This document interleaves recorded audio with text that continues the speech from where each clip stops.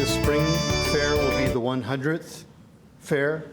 Back in 1969, the merchants along 4th Avenue came together. They put tables on the sidewalks. They rented the old green 2x4 City of Tucson Parks and Recreation booths and put them in parking spaces. And the entire fair was done on the sidewalk back in 1969. I've been talking to a lot of the senior members of the Avenue, folks who were there at the time. There's some conflicting reports about actual dates and such, but it seems about 1974, the fair moved to the middle of the street. Merchants were given multiple booths because they couldn't get enough artists to fill the whole avenue. But over time, the fair has flourished. It's been a place for the community to come together twice a year and celebrate who we are as Tucson. It's very important for the 4th Avenue to have this fair. Unlike downtown, which has the Downtown Tucson Partnership, which is a business improvement district, they're tax funded. Unlike Rio Nuevo, which is also tax increment financing, public dollars going to pay for infrastructure and events and such. Unlike the Marshall Foundation, that has a self-sustaining revenue source through all the real estate holdings along University Boulevard, 4th Avenue is an example, a prime example of the entrepreneurial spirit of this community. To this date, and I'll do a little caveat on the side, the things that we do on the Avenue are done with little or no help from anybody else but the merchants on the Avenue. Just recently, last few months, we've been partnering with the Tucson Department of Transportation and Diana Alicon, and you all made a $50,000 investment putting 30 new trees on the Avenue, which we are guarding with our souls. There's the old saying, you can't, some behavior on the Avenue is why we can't have nice things, but we still protect those trees. We water the trees, we're taking care of them, they're beautiful, palabreas and desert willows. The one thing I do want to talk about, sort of segueing into the public money being used for downtown revitalization and what's going on at 4th Avenue. And I've asked your city clerk to provide you with our first ever annual report. We generate not a small amount of money from the street fair. And that money goes to pay for all the things that we do on 4th Avenue. It pays for the power washing of the sidewalks. It pays for the daily trash pickup. It pays for all the marketing that we do to promote the 130 plus locally owned businesses on 4th Avenue, 43% of which, Madam Mayor, are owned by women, which we're very proud of. You should be more than like 51%. We're working on it. We're working on it. The Avenue has always been the Bohemia of Tucson. It celebrates the culture of Tucson. It's been the gathering place for celebration. It's been the gathering place for mourning. When things happen nationally, when things happen locally, people come to 4th Avenue to be together in this community. So the association, the merchants on the Avenue, we do appreciate the support of the City of Tucson. Councilmember Kozacek has been a champion for us. I know that all of you, hopefully Councilmember Lake and Councilmember Santa Cruz, I know actually Councilmember Santa Cruz, I'll throw under the bus a little bit. I've already caught her twice on 4th Avenue, sneaking out of her ward over to Ward 6. We hope you all recognize the value of 4th Avenue. I know Councilmember Cunningham a month or so ago had an agenda item pointing out that fact.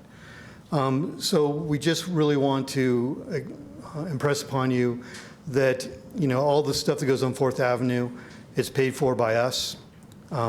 It's paid for by the entrepreneurs that exist on that avenue. And we certainly have appreciated our partnership with Steve, with Mayor and Council, with the City of Tucson. And if you have any questions specifically about the street fair, we'd love to discuss it. I brought posters for you. I don't know where the cameras are. I just forgot where they were, but there's one right there. So this was done by a local artist, Johnny Curiae, celebrating the 50th anniversary of the street fair. These will be available at the fair December 13th, 14th, and 15th for a modest price, because we got to make our money back for printing these things, because we're giving them to you for free. So the public has to pay so you can have free ones. That's all I'm saying. Any questions? Councilmember Vice Mayor Cunningham. A couple things. One is I wanted to ask how we could help. Is there anything that you need from us as far as the street fair goes? I know that you're coordinating with Ward 6, so that's anything that you're not doing with Steve that the rest of the council can help on.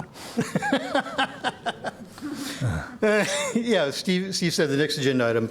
Here's reality, and if you look at the annual report, $443,000 is what it costs to run the street fair, the two shows annually. 25% of that cost is going to the City of Tucson from with Tucson Police, the bus bridge, permits, the event permits. That's what our organization pays to the city, and we're not. There's one. The bus bridge is a challenge that we are having some conversation with staff. So I'm talking about, do we need to alter the streetcar routes? Do we need to increase time? Because it's the 50th anniversary, I think it'd be kind of cool to do 50-cent rides on the streetcar that weekend. So there's some stuff on this. Again, that's stuff we'd be willing to partner on. I don't know what the rest of us are in, but that's stuff I'd be interested in collaborating with you guys on.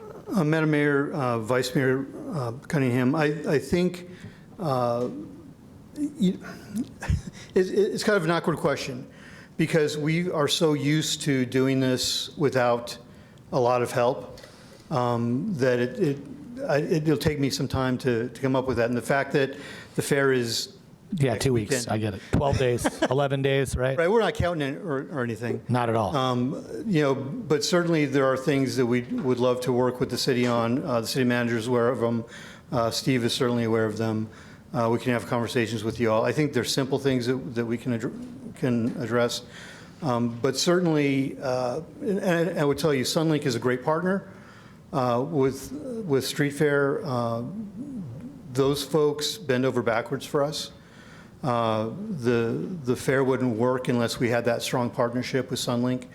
And a lot of people do park, and we encourage them to park in the garages and bring Sunlink in. We also have at the Pennington Garage downtown, at the Tyndall Garage on Main Gate, people can park there, and we have a free shuttle that brings them into the street fair. But Councilmember or Vice Mayor Cunningham, if you would like to have that further discussion, we have all sorts of things we can put on the table. Well, we can do some of that offline. I just want to let everyone know the best thing about the street fair that's actually pretty cool. Well, the best thing about the street fair is that it's the street fair, and it's Tucson, and it's free, and people get to come down here and enjoy everything about it. One of the things that I think people, you have to kind of look for it, but it's one of the big events in Tucson where it doesn't matter who you are, anything about you. If you're, somebody who digs ditches for a living, to, the mayor of Tucson, everyone is Which there. is pretty much Digging ditches. Yeah, digging dishes salary. That's So okay. what I tell you is So, that I mean, it's the melting pot of Tucson. Everyone's there. Everyone's rubbing elbows. Everyone is having a wonderful time. That is what street fair is. and it's also one of the best places for our artists to start. I mean, there's so many. It's like an incubator for our artists. There's 2 or 3 artists that have spawned companies out of working the street fair. So Absolutely. and so that's that. And actually, to your point, Vice Mayor, I just handed Councilmember Santa Cruz and Councilmember Lane, and I've given all of you these little pins. This is a small company called Juju and Moxie. The artist started, we have an emerging artist booth where we bring in a local artist. She's been able to quit her day job and become a full-time artist with a business because of her involvement with the street fair. Look, That's the kind of things we do. The Lost Highway Company, there's a whole bunch of them. Absolutely. So it's awesome. And here's something, we just this last weekend had the Made in Tucson Market, which is truly a local makers market. And that's our third time doing it. And that's kind of where we've kind of identified some of the emerging artists. But that is really a great opportunity for people to experience the talent that exists in this community. So the last thing I wanted to mention to you, former Vice Mayor Ronstadt. And very proud to be on this side of the rail. So the one thing I was going to ask you is that this holiday season, will you be doing any Santa Claus work? And you don't have to answer that question. Well, let me phrase this question because my grandchild, I have a 3-year-old grandson, and he has seen me help Old Saint Nick in the past, They're right on. but not this year. I'm ready. Councilmember Fimbres, did you have commentary or I questions? just wanted to thank Fred and his whole committee that works really hard diligently throughout the whole year in getting this thing done. And I encourage everybody to go out and visit and be there and shop, and because it's local, buy local first. And there's a lot of great things out there. And thank you, Fred, and for your leadership on this. You know, the council member actually sent me a list of questions, and it was very valuable for me to go through them because these are things we don't think about. So Street Fair brings about 300,000 people down to 4th Avenue twice a year. And I need to give a shout out to my staff because up until recently there were just 3 of us, 3.5 of us putting together the Street Fair. We bring in about 20 people during the Street Fair that we pay. And then Councilmember Fimbres made me look these numbers up, so I'm going to use them. So we have about 20 paid staff that we bring in. They're street captains, sort of the leaders in different areas. But we have 260 volunteers that come in to help with the street fair. And those come from about 9 organizations that bring labor. So the Iron Horse Neighborhood Association, West University Neighborhood Association, Pie Allen Neighborhood Association, the Desert Doves, which is the returning Peace Corps folks, the Lions Club, the Optimists, Southern Arizona Adaptive Sports, Tucson Roller Derby, and the Tucson Rotary all come in to help and make this a great event. So year-round, 365, there's 4 of us now. But the event, it's like on Thursday, the tents go up. Monday morning, it doesn't look like anything happened. It takes a lot of work. It takes a lot of engineering and expertise. And the 4th Avenue Merchants Association has a exquisite professional staff that puts this on and makes it seem effortless. Thank you. Did you have any questions or comments, Councilmember Casal? No, I just want to say it's too late in the game this time, but one thing we ought to be having a serious conversation about is a more realistic approach to the bus bridge.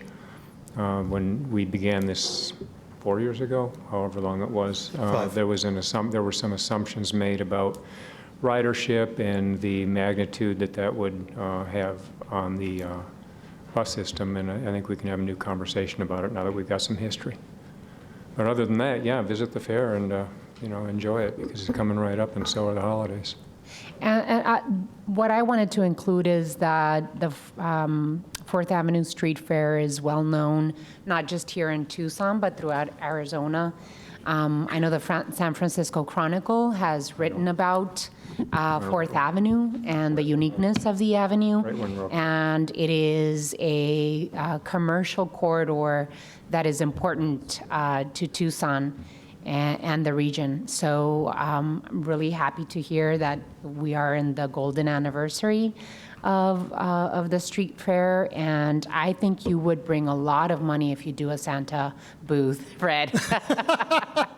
You could add to the coffers of the Merchants Association. I'm just saying.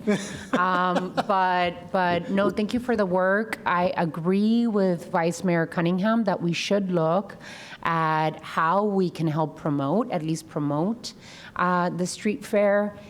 Partner with Visit Tucson, which I know is our arm on doing marketing for the city of Tucson. And so we should think about that question and see how we can continue helping and investing in a unique cultural corridor of the city of Tucson. So thank you so much, Councilmember Fimbres, and then we'll go on to the next. Madam Mayor, I'd like to see a proclamation recognizing the 50th Annual Street Fair from your office, be your first proclamation issuing that.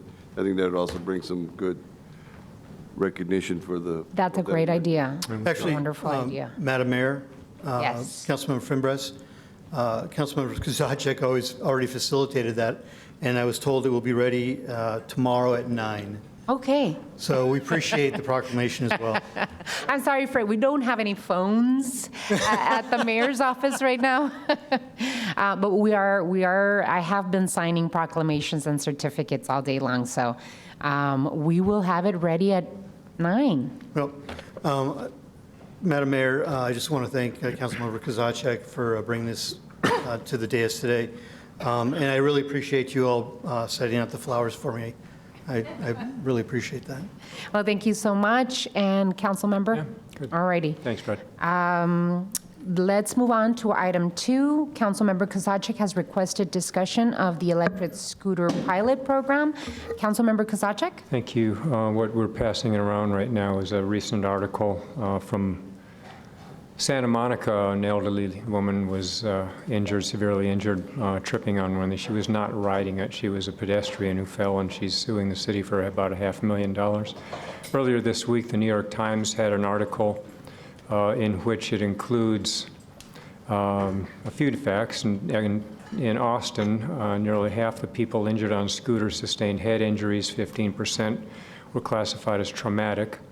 Less than 1% are riding helmets. In Nashville, a 26-year-old guy was killed in a collision with a scooter. He was a pedestrian.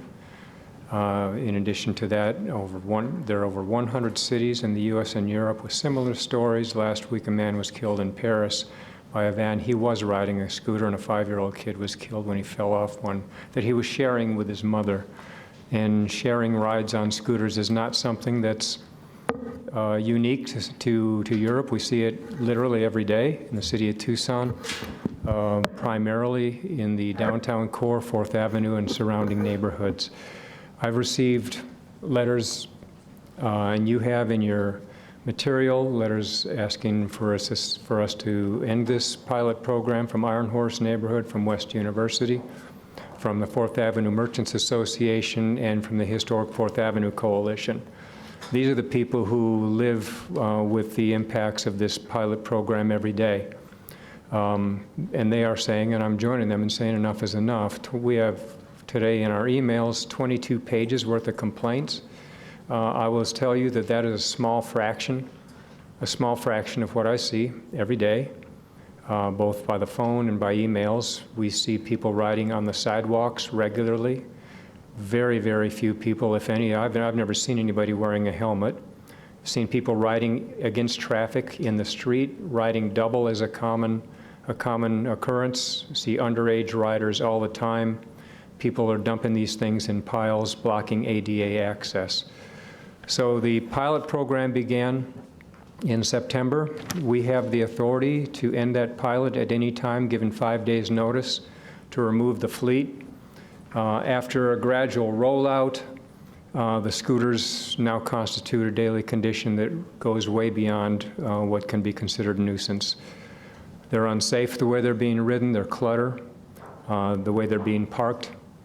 It is 100% unfair for the residents and for the business owners to be the ones who are dealing with enforcement. And I've got a bit of a slideshow that I want to share with you, because I know that you aren't seeing what we're seeing in the avenue in downtown. Go ahead. In the avenue in downtown, out in your wards. This is a picture of a scooter sitting next to a well-groomed to-go bike share docking station. As you know, scooters don't need docks, and so this is what we're seeing, middle of the sidewalk, laying on their sides. There is a requirement that they provide 4 feet access. This is a picture of them, a scooter blocking ADA access, also sitting in the middle of the street. Here are a couple sitting in the middle of the sidewalk, again, illegally parked on the sidewalk. This is what you're seeing is a combination of both razors and birds. Go back one.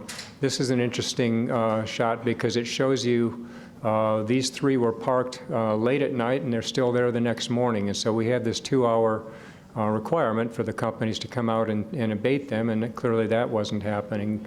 There's a bird and a razor laying in the middle of the sidewalk. Again, these are not uncommon. We see these every day. I could put a slideshow like this together for you every single week, and there'd be all new slides. Again, middle of the sidewalk. You aren't seeing these out in any of the other wards. This is something that our residents are seeing all the time. This is closer to one of the residential neighborhoods. That's a guy walking his dog that had to walk his dog around the, I guess that's a razor, yeah, because it's got the little basket on the front. Again, laying in the sidewalk. There are no duplicates in this slideshow. This is by Brooklyn Pizza on 4th Avenue. Again, blocking ADA access. Again, if you're in a wheelchair, you can't get around this. You're forced into the right-of-way, into the DG. Sometimes you have to wonder what people are thinking when they park them like this.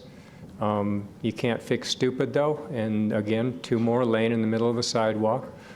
Again, same thing. So again, these are not duplicates. We see these all the time. I get one of the emails that we got, or the answer to the email that we got today said most of the complaints we're getting are from a couple of people. The couple of people represent 4th Avenue Merchants Association and Ironwood Neighborhood Association, both of whom have written letters in opposition to these. Again, these are supposed to be parked, again, crossing the sidewalk. You can't get around that. You're forced into the street with these things. You're not seeing this out in wards 2, 4. Again, the guy in the car had to drive around that in order to move his car. Again, 4 foot, 48-inch clearance is required. This is, again, in a residential neighborhood. There are 3 of them. You can't see the 3rd one up the street, but that's outside of one of the student housing projects.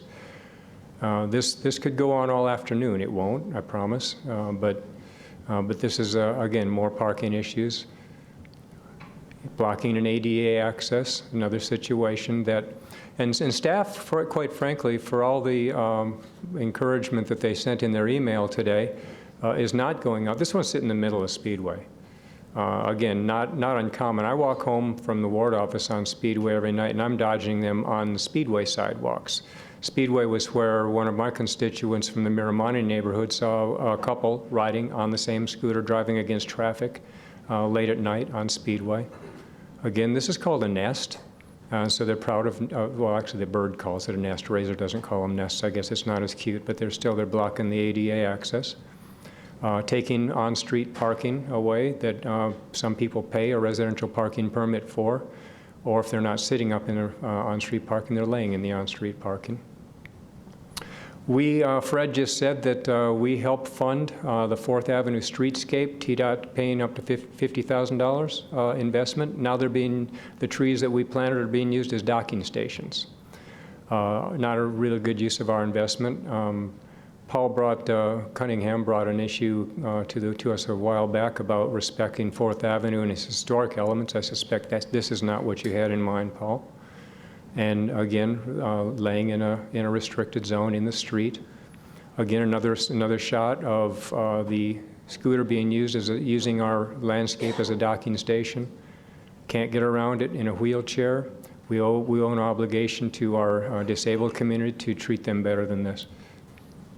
Just going to let them scroll through a little bit here because there's just, the commentary is just redundant, but the redundancy is what we see every day.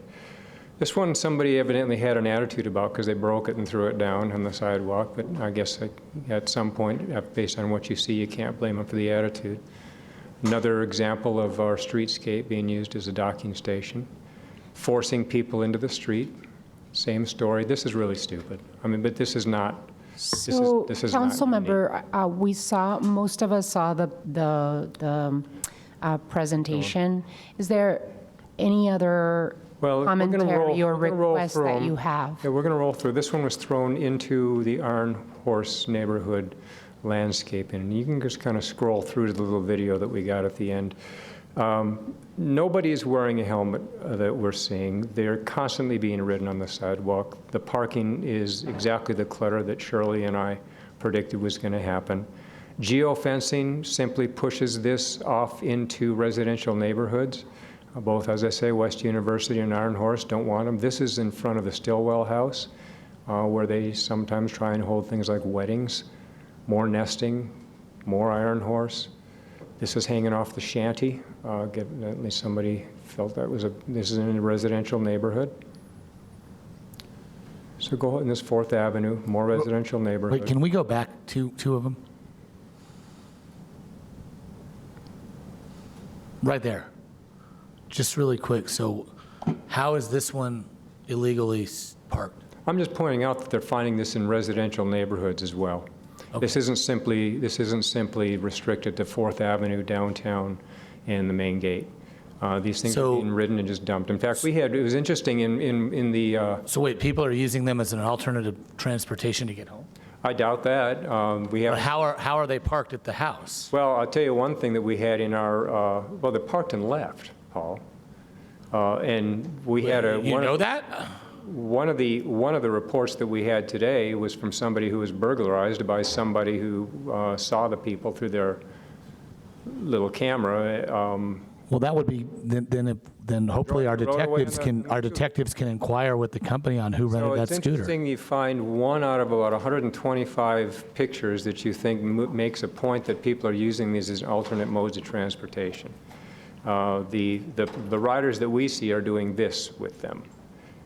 And they're causing pedestrians and ADA people to walk into the street or have somebody help them around them on streetscapes.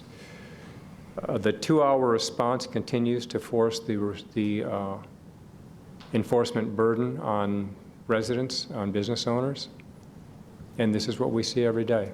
So go ahead and scroll to the last one, and we'll show you the sort of little video. I agree with the Iron Horse neighborhood who calls these things corporate litter. We are paying corporations to allow this to happen, and we are the ones who, our businesses, our residents are the ones who are picking up the burden for enforcing this thing. Not one of you would support a program like this that was having this kind of impact on the residents or businesses in your wards. They are exclusively, there's these guys riding against traffic on Speedway, which is cute, double. There were 6 guys riding down Broadway. And so my point here is that I want to, this little guy, underage, my point is that I think enough is enough. It's time to simply end this pilot program. This is a little video. We'll end it with that, and then I'll make a motion.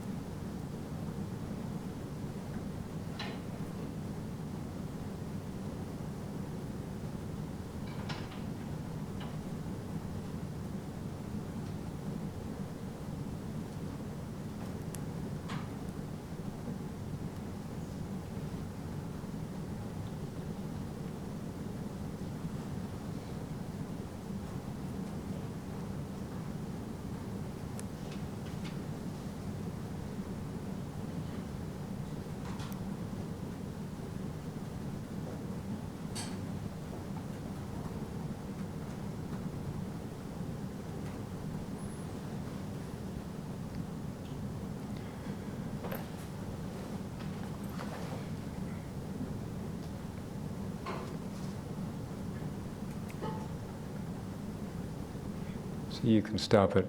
We're good. This is a program that's having an impact on one ward and on one small section of one ward. And as I say, there isn't a person sitting up here with a vote who would support a similar program in their wards. And Shirley and I said this was going to have this impact. It certainly is. It is naive to expect that this is going to change in the next 4 months.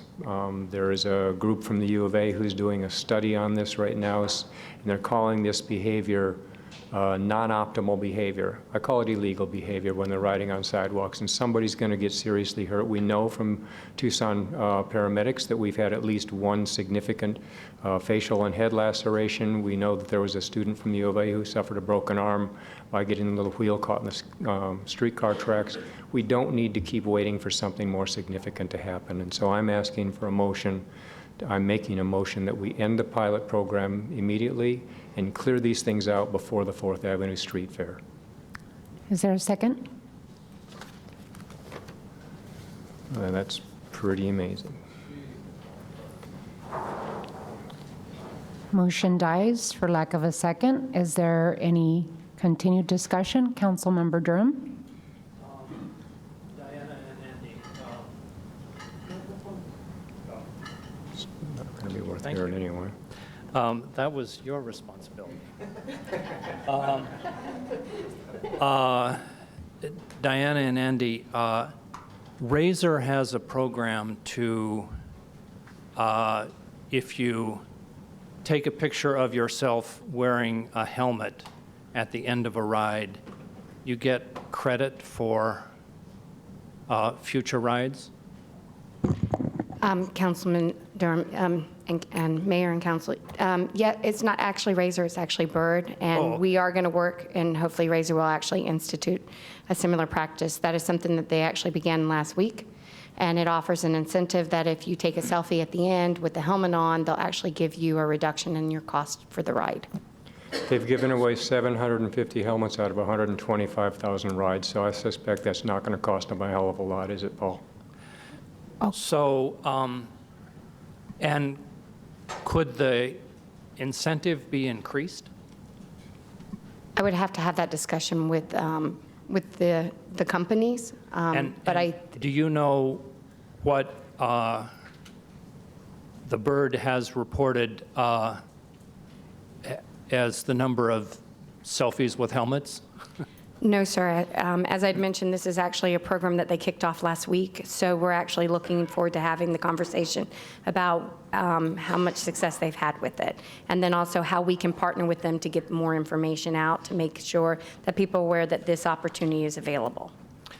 Paul Cunningham, thank you for the idea of some operators in Europe have attached a helmet to a retractable strap and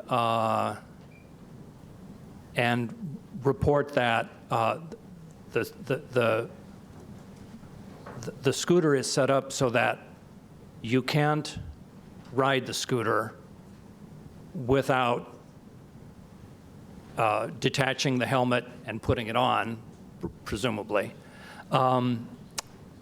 Would that kind of an option be available? I'm not sure. I will be glad to have that conversation. I too read the article that was recently out in the USA Today of where Australia and Paris has actually put that type of practice. So I certainly do not have a problem having the conversation with our partners here that run the electric scooters. Could a notice pop up on the screen of your smartphone or the scooter, warning against sidewalk riding? Would that be feasible?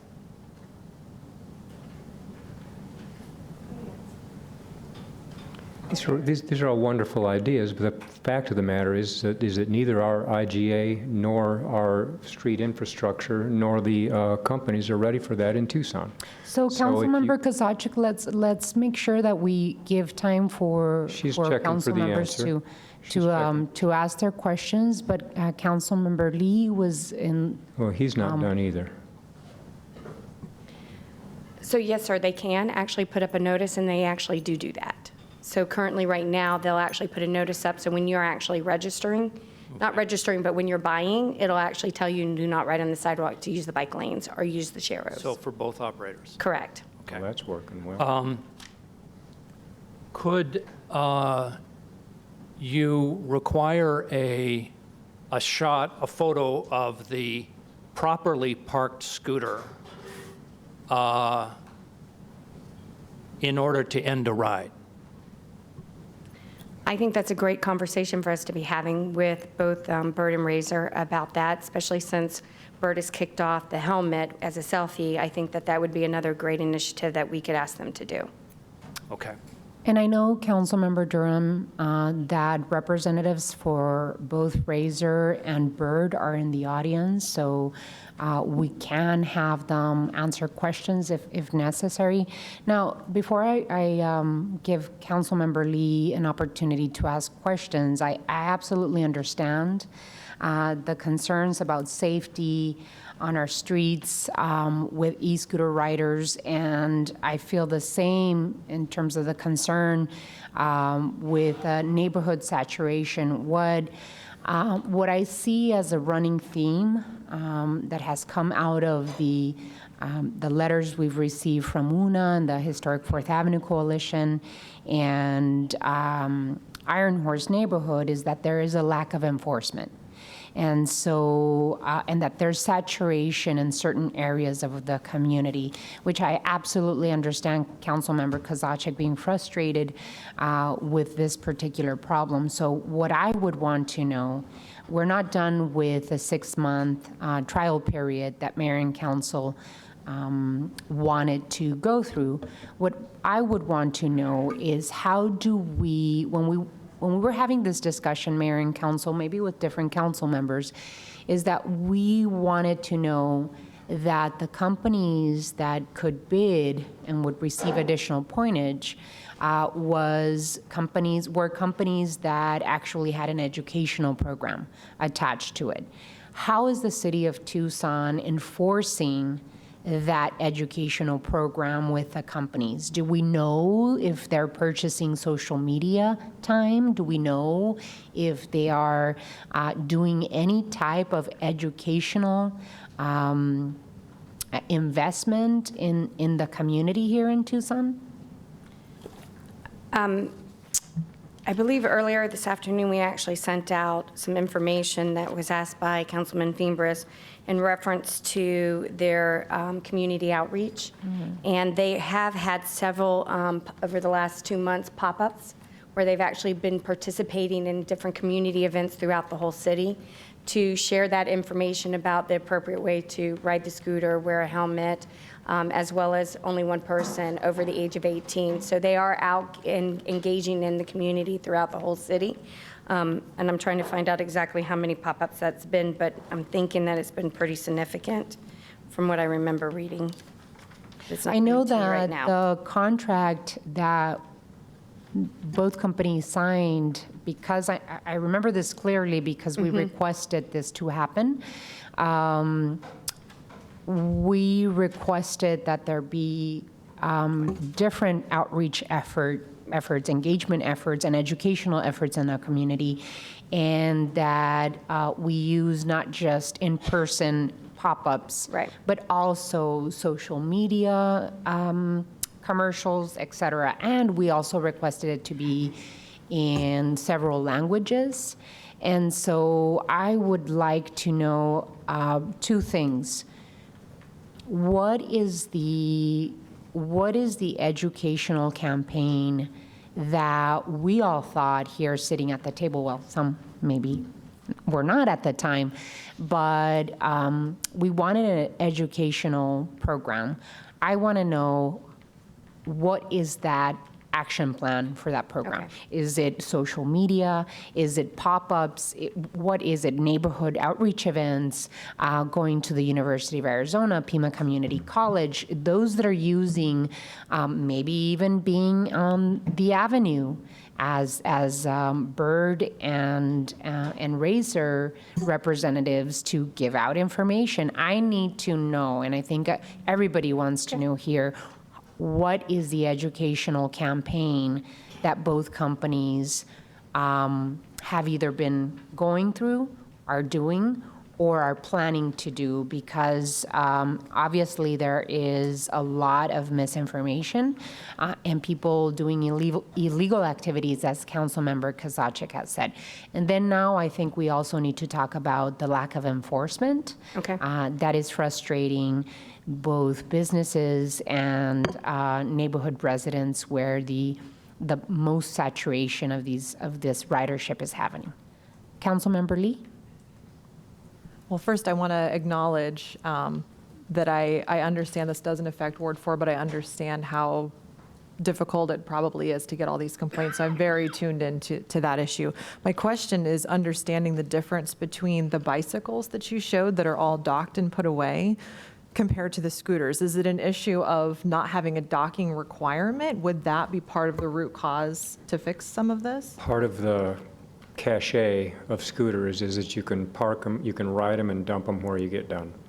The requirement is that they're supposed to be in the landscape area adjacent to the street. You saw 100 slides of showing that people aren't doing that. This whole notion of an education component assumes that people riding them are interested in being educated about how to use them. Clearly, if they're riding double against traffic on Speedway, that's not uppermost in your mind.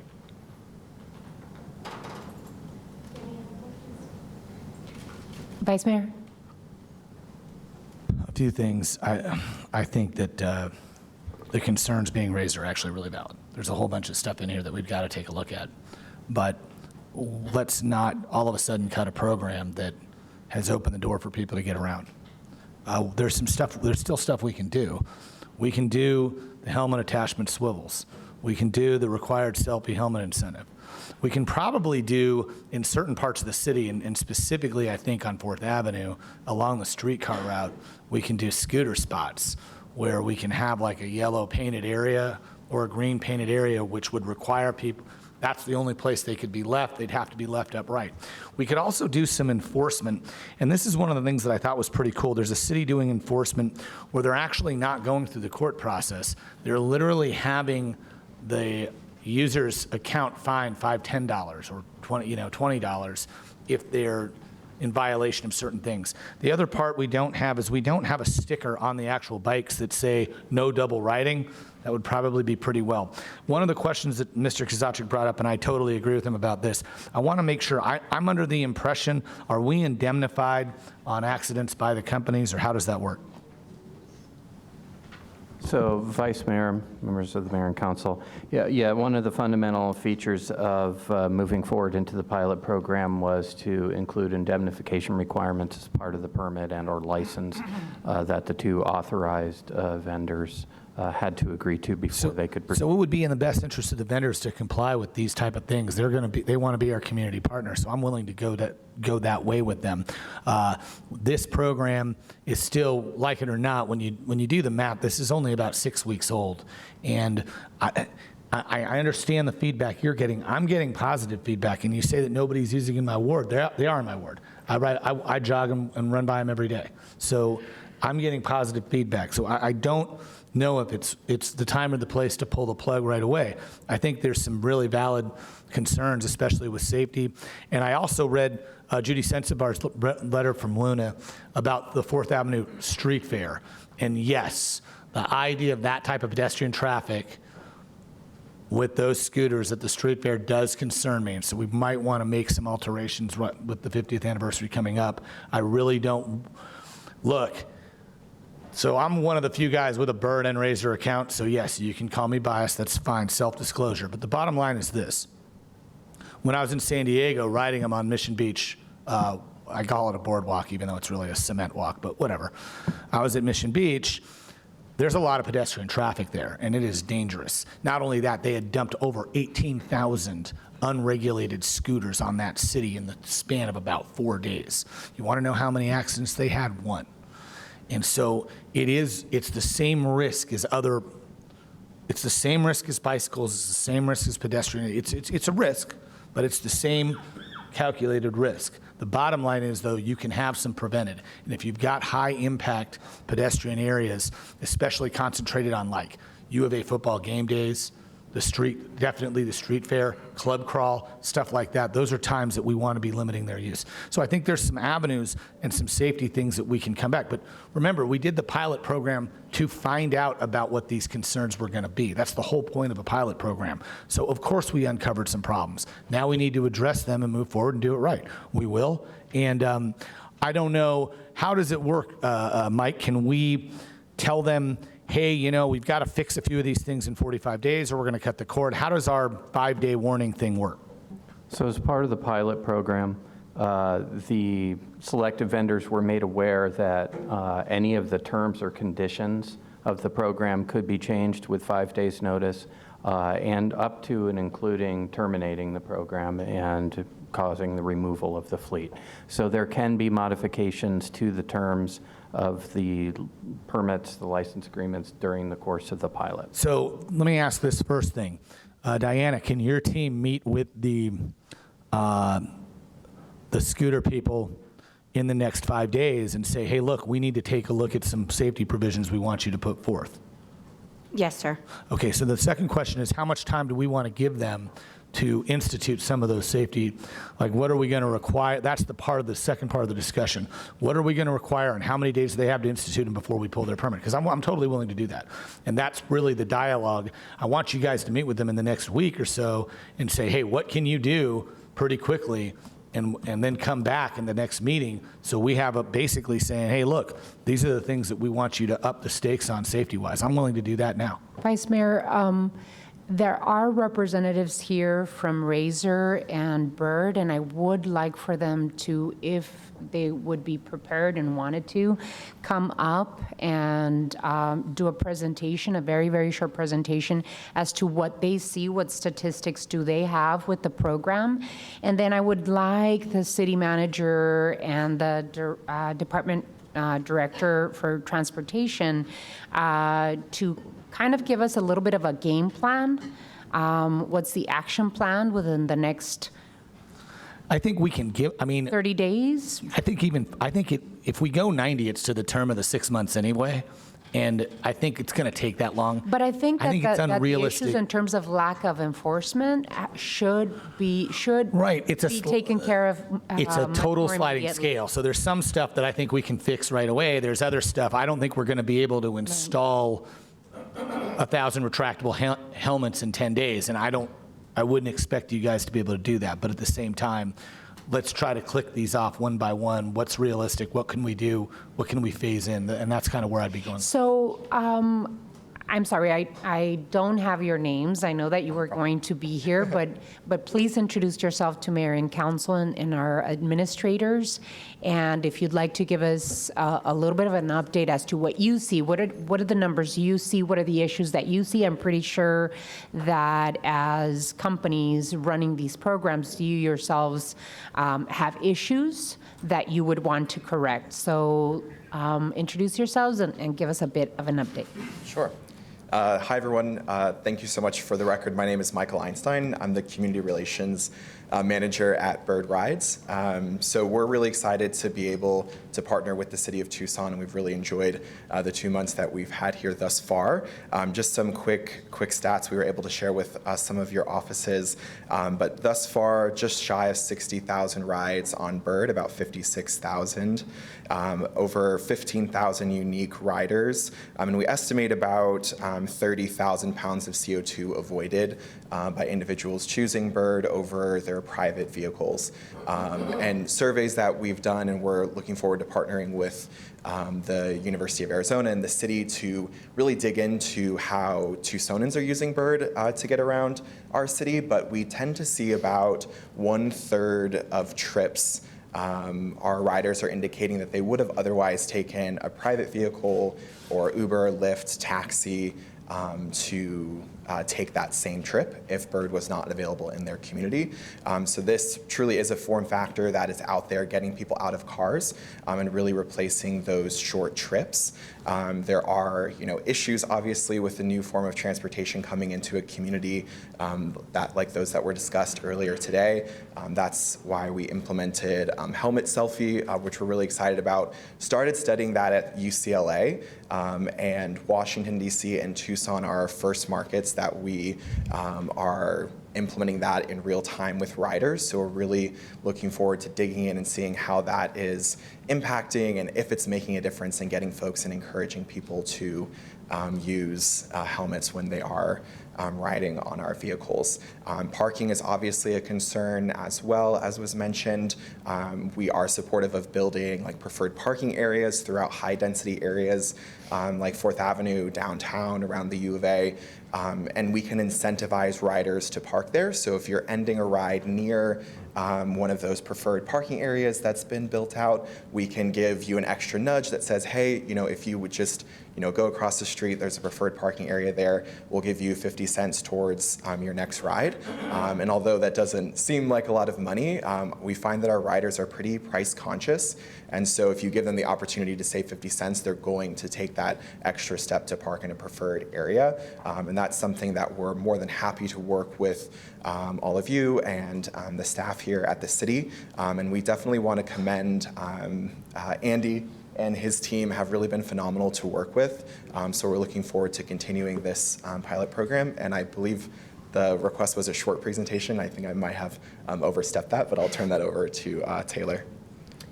Good afternoon. Thank you so much for your time. I'm Taylor Strand from Razor. A couple stats we have, total rides as of last week, about 66,000 rides, a little over that. Over a 2-month period, Razor, so based on the length of ride, we calculated that would be miles, which would equal car trips. So with our math, and I'm happy to share that on the back end with you guys, how we got that math, that would replace 830 car rides a day, assuming a 3 miles of travel offset per ride. And that would equate for CO2 elimination about 114,000 pounds of CO2 in the first 2 months, which is equivalent to the absorption of about 20,000 trees. Unique Tucson riders for Razor is 14,600.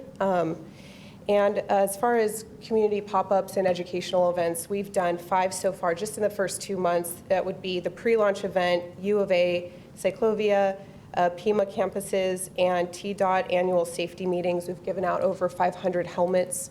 And not to repeat too much of what Michael said, but we are able to implement any kind of incentive or disincentive programs.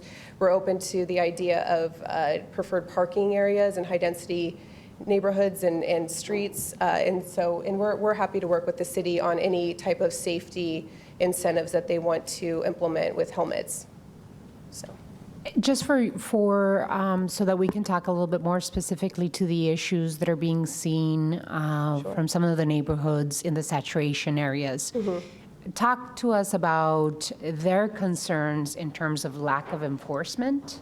What do you see? What can you do for both Razor and Bird to up their ante in terms of enforcement?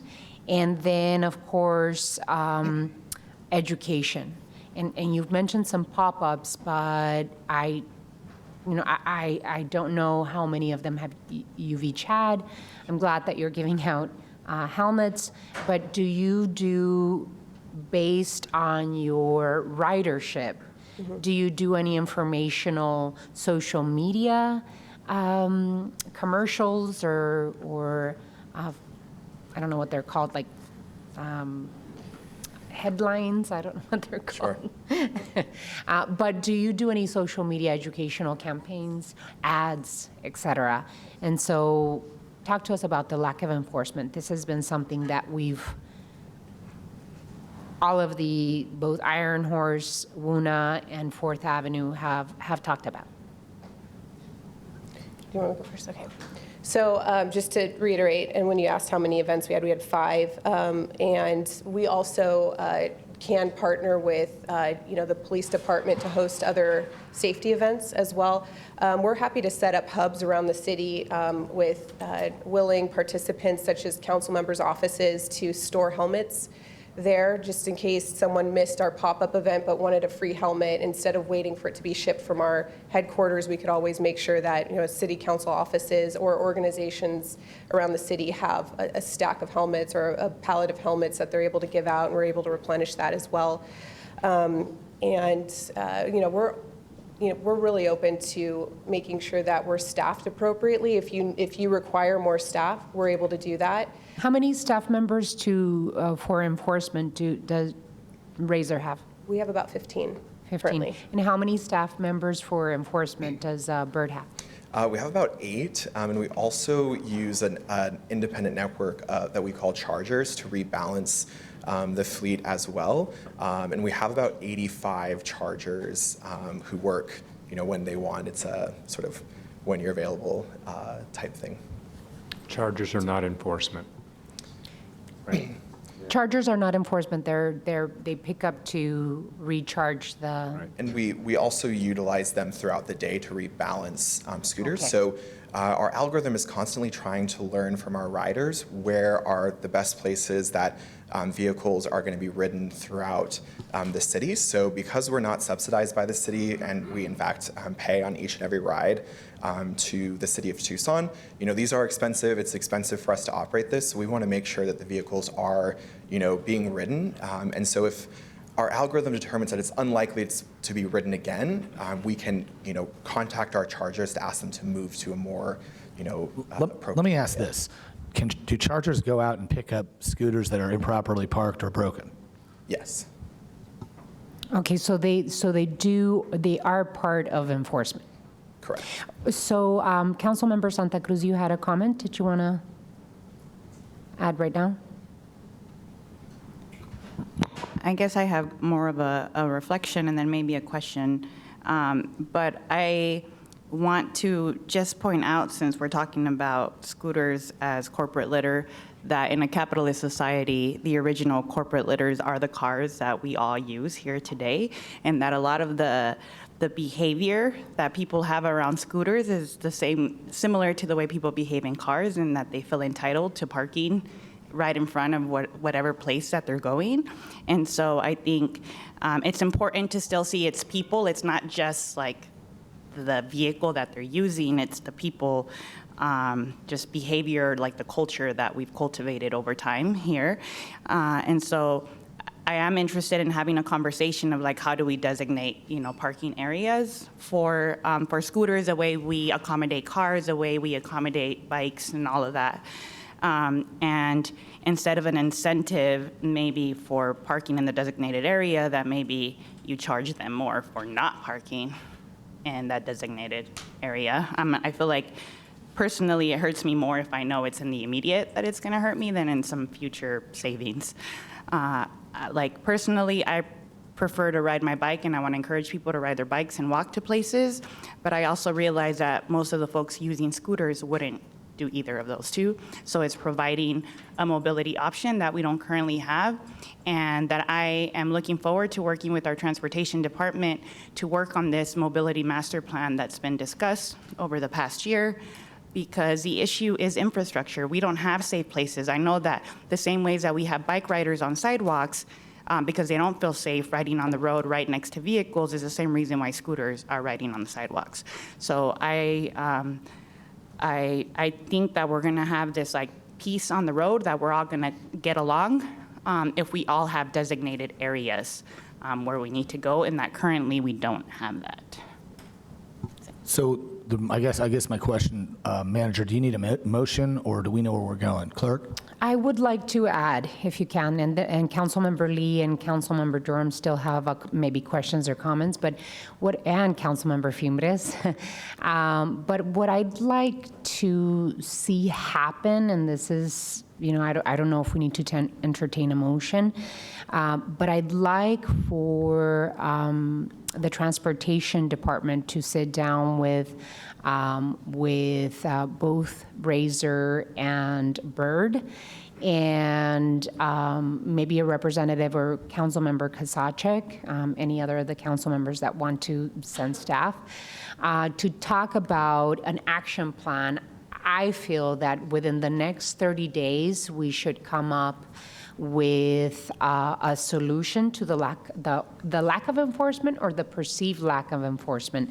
Also, I have heard from my colleagues on the council that the possibility of marked areas, and those don't have to be expensive. It could be paint on the street as to where you can park.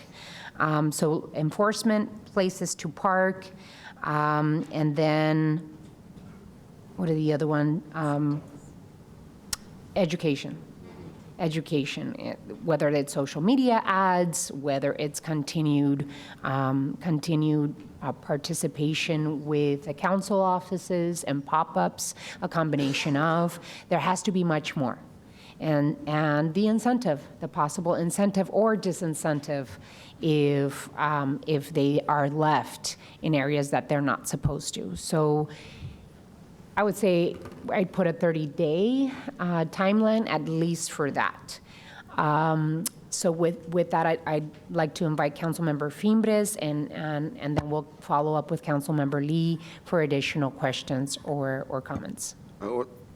Thank you, Madam Mayor. I would like to see who is responsible for the enforcement of this program. And I know that in our resolution, we had a 48-hour requirement of the companies to make some adjustments in picking up these 2 hours. vehicles. Well, 2 hours, but it says here, no fleet device may be parked in the same location for more than 48 hours at one time. Right, it's 2 hours from Yeah, LA. but 2 hours. So who's responsible for that also? And is that happening, or do we have an enforcement piece at all? Or is this just we're learning as we go? Councilman Fimbres, they are actually out there and enforcing. They are responsible for enforcing. And then, of course, Who's if we responsible? Bird and Razor. And then if we do receive a call, then we are actually notifying them and tracking whether they are responding 2 hours. We've started receiving weekly reports from both companies to verify that is happening, so that we can match it up to the complaints we get to actually that they went out and they did it. So that report they've been having, I unfortunately did have to send notice a few weeks back to Bird because they were not doing it, and they have since been responding in a very positive way since that letter was issued.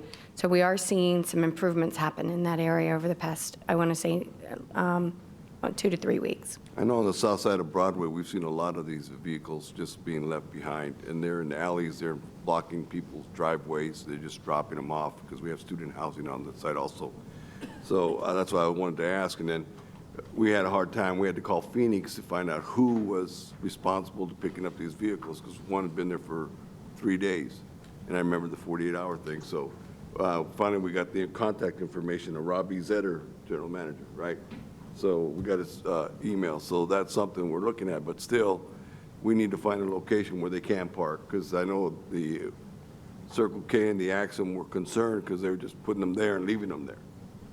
And it was messing up the parking there, so those are some of the challenges we have, with this program, and I agree, Madam Mayor, that we need to find some solutions to this to continue to improve it, and then really do assessment after the pilot program looks at it. Am I right? I just want to know if we need to do that in the form of a motion or not. Do you need a motion? City Manager, doesn't Councilmember Lee? I'll make this quick, but since you brought up algorithms, you opened the door for me. So I do come from a software background and even geographic information systems. So my question really is, as we put together this safety, the fines, disincentives, whatever we want to call it, does the capability exist to where if we had preferred parking for these, is there a way to enforce that from a technology perspective? If they don't park it in one of these designated areas, can they incur a fine or something like that? Because I agree, incentives inspire people and disincentives. So we have to understand that we have to do that. That's part one of my question. But also, we heard about the 4th Avenue Street Fair and the concerns, and I only have a concern if we wait 30 days, what would be the implications of temporarily suspending this until we can roll out what we're talking about I mean, I'm just asking the question. I'm not making a suggestion, but I wanted to understand that. If I may, I would hate to temporarily suspend the usage, but what I would like to see happen, if there's a possibility of having additional enforcement as event-specific days. So for example, event-specific days for the street fair or for football or basketball or any other specific events that are happening that kind of brings people out. Is that a possibility for both Bird and Razor? Yes, and we've already been in contact with the Department of Transportation specifically on the street fair and building out a geofence so that way on the days of the festival, vehicles will not operate inside of the event footprint. We also do some different things on our back end on operations to ensure that our vehicles are picked up before the roads start being closed, that we remove any nests that are in that area and allow additional nests for people who are coming from downtown parking, garages, and that sort of thing. And our Arizona team, of course, manages a lot of big festivals. The most similar to the 4th Avenue Street Fair I can come to mind is the Tempe Festival of the Arts that we do twice a year. I was going to say every 2 years, but it's twice a year. So can we get that done? Are we doing that? Yes. Okay. You doing what? Are we geofencing for the street fair? So I have a comment about that. Yes, I mean, I already Councilmember. made the comment. Geofencing is simply going to push the problem out into Woona and Iron Horse. You're squeezing a balloon. And so if I can't ride it on 4th Avenue, I'm going to ride it in Woona, or I'm going to ride it in Iron Horse. This conversation about finding dedicated parking spaces, Diana and Mike, you sat in my community room 2 weeks ago with 4th Avenue merchants and had a very extensive and quite heated discussion about parking on the avenue. And if you're going to now start talking about, if we are going to now start talking about dedicating on-street parking on the avenue for these things, you better recircle that wagon with the 4th Avenue merchants who told you they don't want to lose parking on the avenue. It's not simply let's paint a line on the ground and call it good. TPD does not have the resources to go out and start enforcing these things. And sorry, but 56,000 people did not choose a bird over a car. The average ride is 9 minutes. So I think that remains, the conversation has to happen between the stakeholders, 4th Avenue, Historic Coalition or FAMA, Bird, Razor, Ward 6, any other of the council offices. But I think that that enforcement side and self-regulation, I believe, self-enforcement is going to be very important. Having an action plan and step-by-step action plan for the specific events that are happening so that everyone is on the same page as to who they should call if there's an issue happening with saturation. And then, of course, what's the plan for that particular event? Anyone else that wanted to, Councilmember Durham? So either the gentleman from Bird or Diana, what's the current status of Bird's compliance with the 2-hour rule? Since the notice, they have actually come into compliance. So when we've been verifying over the past week and a half, we've actually have seen the compliance come into play. And could we ask for some additional TPD enforcement issuing citations for sidewalk riding especially, but also underage riding and two-up riding along 4th Avenue? Why only there? Well, that's the main... And why are you going to burden TPD with it? You're going to charge them overtime for that too? That's the main area where there's the problem, but also downtown. Madam Mayor, Councilmember Durham, I would be concerned about adding that to their list of enforcement issues. However, I don't see an issue with if there's something going on, they're standing there for them to address it, and I can have that discussion with the chief. But adding this as an additional enforcement would be a little bit more difficult. And just, Madam Mayor, if I can take a quick minute, I've been taking notes on all your concerns.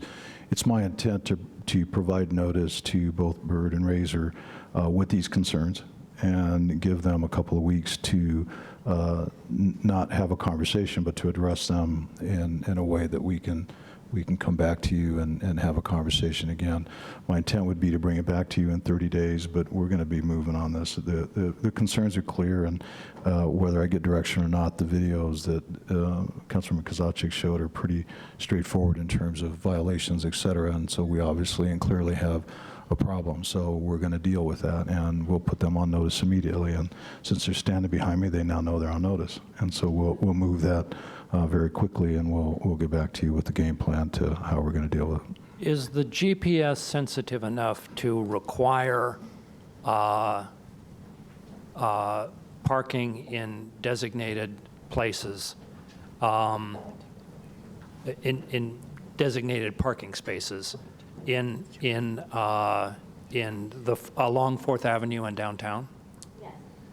So it's not dialed in. It depends on how big the space is, and so we find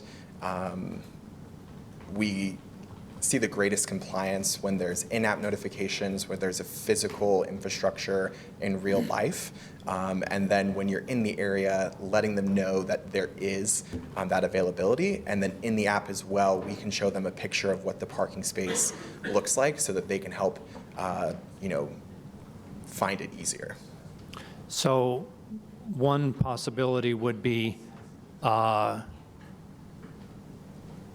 prohibition on ending a trip unless you park it in a designated parking area along 4th Avenue and downtown. So it ultimately depends on how big the space is and what the user experience is. GPS as a technology, and that extends beyond scooters, is not dialed in enough in order to do that in the size of like a car parking space, unfortunately, at this point. Just final point is this discussion about enforcement in 2 hours or not. The person who's the catalyst for that 2-hour meter is a business owner or a resident. It's not these guys. I think that we've have very clear direction to the city manager. We are concerned. There's concern because of a lack of enforcement. Educational, we'd like to see an action plan within the next 30 days. But I would also like to make sure that you inform stakeholders and the mayor and council as to what the action plan is for the 4th Avenue Street Fair that's coming up. And then we'll take it from there. I think it's important that we have mobility options. I think that what Councilmember Santa Cruz talked about, that there really is not a lot of safety outside a car. We see unbelievable accidents happening here in Tucson, Arizona, of pedestrian deaths and bicycle hits. And so we have to learn how to have mobility lanes for the different type of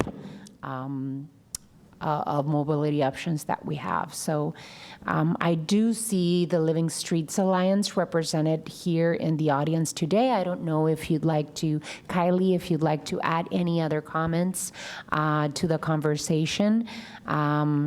But I think that there are many stakeholders in the community that are very interested in seeing this possibility, this micro mobility option for people to take around the city of Tucson. So with that, Mr. City Manager, you have marching orders. Thank you so much. Thank you. Thank you. All righty, on to the next item. Item 3, staff has a presentation on the city's various financial funds. Mr. City Manager. Madam Mayor, members of the council, this is an ongoing conversation. You'll probably get tired of hearing about the budget, and most people's eyes roll over when we get into the budget discussions. But in this particular round of discussions, my hope is that we will get into some level of detail with all the funds. I know that we've had that discussion in the past. I know Councilmember Kozaczek had asked about that last year. So we're moving forward with these, I'll call them educational conversations. This overview is really an education on how the funds work, not intended to get into detail on each individual fund. We will come back to you with the individual funds and get into as much detail as you'd like to. With that, I'm going to turn it over to Joyce Garland, our CFO, to give you that presentation, and we'd be happy to answer questions. Okay, thank you, Mr. Ortega. How is everyone? So I do think that this is a opportune time with our new council members here that we start talking about what are the city's different financial funds. So first, I'd like to start talking about, well, what is a fund? So to really go back, we have to talk about the city of Tucson does follow generally accepted accounting principles. And under that, we follow the standards that are set by the Government Accounting Standards Board. So funds are defined within those standards. And actually, every single fund is a self-supporting financial statement. Each fund has its own assets, which include things like cash and accounts receivable, liabilities like payroll items, and other debt covenants. They have a fund balance, or in some cases, a net position, and revenues and expenditures, or expenses. So each one is different. So how do we decide what type of fund we're going to have? That is actually set under our standards. Or it can be under enabling legislation. We could be told how they have to be set up. Or we could do it for just financial administration purposes. Danny, that's not coming up.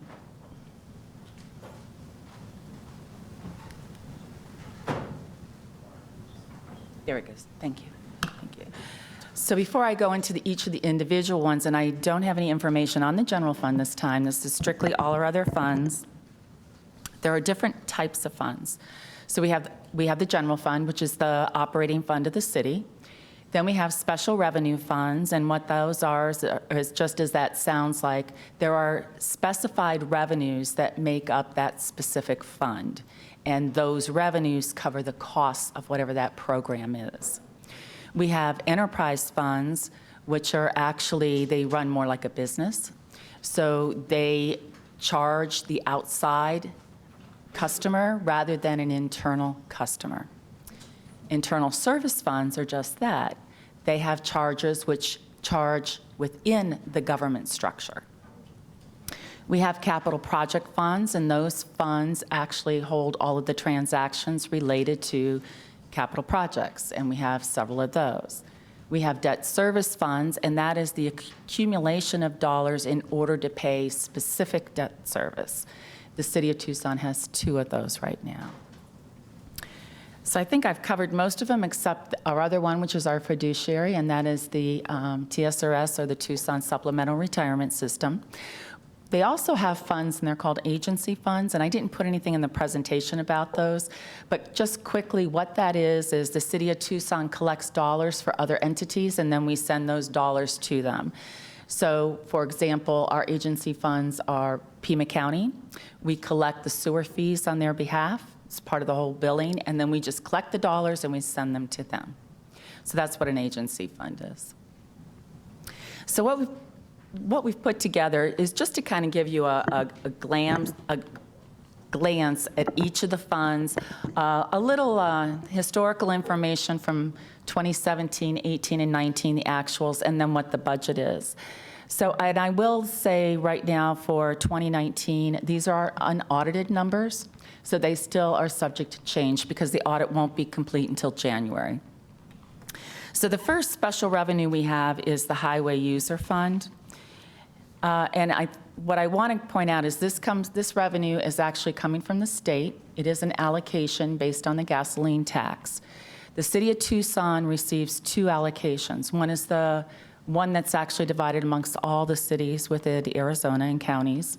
And then there's the 3% tax, and we call it the 3%. It's actually a special allocation, and there's only 3 cities that actually receive that allocation: Phoenix, Mesa, and Tucson. So they have a population over 300,000. And what we do, and this is just a practice that we have, is we take that 3% allocation, which is about $9 million. We set that aside in the debt service fund, and then if we don't have enough dollars to cover the debt service payment, we transfer dollars from the major highway user revenue fund to the debt service in order to make that payment. So where mayor and council actually can talk about and actually set policy on for the highway user revenue fund is how we use those dollars. So there are some costs that are ongoing. I think one of the largest ones that you really have is the paying for street lighting. So we do pay for all of our street lighting in here. We have a lot of personnel costs and capital costs, which help for the maintaining of our streets and right-of-way. So Joyce, I'm sorry for Yes. interrupting. Personnel in Highway User Revenue Fund is the biggest, well, looks like one of the biggest expenses, personnel. And then services. What is the services? Well, the services would include electricity for the streetlights. That would be a major one. Okay. Other services can be any contractors that we're paying to do street maintenance and/or right-of-way maintenance. The same with the personnel. I'm thinking those would be your major costs. Okay. Material would be supplies. Supplies. Okay, I'm sorry. That's fine. Please move ahead. That's fine. Next, we have the Mass Transit Fund, and what this fund covers is all of the operations for the SunTran and SunVan, and then there are some administrative costs. So where mayor and council set policy on this is with the fares, they set the fares, and then what the hours of service are and all of the routes. Sunlink, we've separated that fund, and we did that mainly for administration purposes so that we could isolate those costs. Just a few items on here. Right now, we are receiving dollars from RTA for the operations of that. That's about $1.2 million. Those monies will start to drop off in 2021. So in order to meet the operations of this fund, we will have to probably increase our general fund contribution. Joyce, before you Yes. move, Councilmember Kozachik has a question, comment? With respect to the $1.3 million RTA contribution, our economic success is what funds the RTA. We should be leveraging our funding, those sales tax revenues, to keep that 1.3 or more moving forward. So how do we plan on having that conversation so we don't lose that funding support from the RTA? Would that be more of a study session item to question strategize, right now. or would it be? I think it's sufficiently related to the Well, it's a question of the budget question. fund Of course I can ask the question. to be answered here, but I appreciate the caution. Madam Chair, Councilman Kozachik, I will have a very direct conversation about that, and I think that as time goes on, it's my understanding the original commitment was for this to end in It was about 21. 12.5 million. Yeah, so something it like was that. it was a certain dollar amount, and we just divided it by the number of years. But clearly, I think the success from an economic development standpoint speaks for itself. I think there's a conversation around that, and we'll certainly have that right directly. And also, the mayor has a seat at the RTA, and these conversations can and should be had. So hopefully in the next RTA meeting, we can, I think I'm going to need your help on the city management side as to how we place agenda items on the RTA meetings. And for me, my part, I had a question about the Highway User Revenue Fund. There is no funds, there's no amounts of money attached to the, you know how you have the 2020 budget for HERF, you have personnel, and then services, and then supplies. Is it possible for us to be able to, or for you to attach the money expended on those levels of each one of those expenses? We can certainly get that information for you. Yeah, that would be great.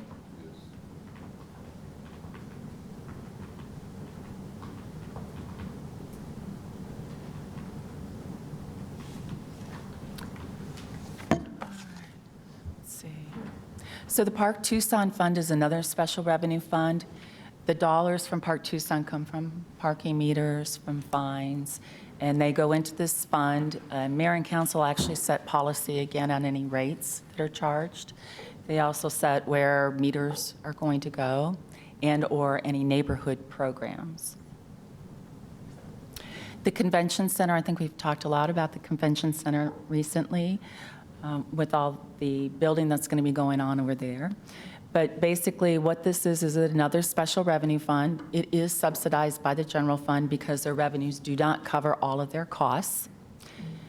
Most of the dollars that we're paying for have to do with the events and/or maintenance. We also do have the contractor that we pay, SMG, to run this facility for us. The Reed Park Zoo Improvement Fund, this is the special sales tax, and these dollars are set aside specifically for operations, maintenance, and capital improvements of the Reed Park Zoo. You'll notice that none of the revenue actually really started until about 2019, but that's why it looks a little funny there for 2017. The Safer City Improvement Fund, those are, again, the dollars that have been set aside from sales tax for the police and fire equipment and capital needs. Better Streets Improvement, that is the sales tax that's set aside for our road improvements. CDBG funds. This is actually to support the development of urban areas to enhance economic development and the availability of housing opportunities for low and moderate income residents. For this, there's actually a 5-year consolidation plan. There is a draft that will be coming to Mayor and Council in 2020, so Mayor and Council will be able to look at that plan and provide any recommendations. Joyce, down at the bottom, it says, challenges, issues, HUD deadline in near future to expend $4 million. What is that deadline? Councilmember, I'm going to have Liz Morales come up and provide additional information.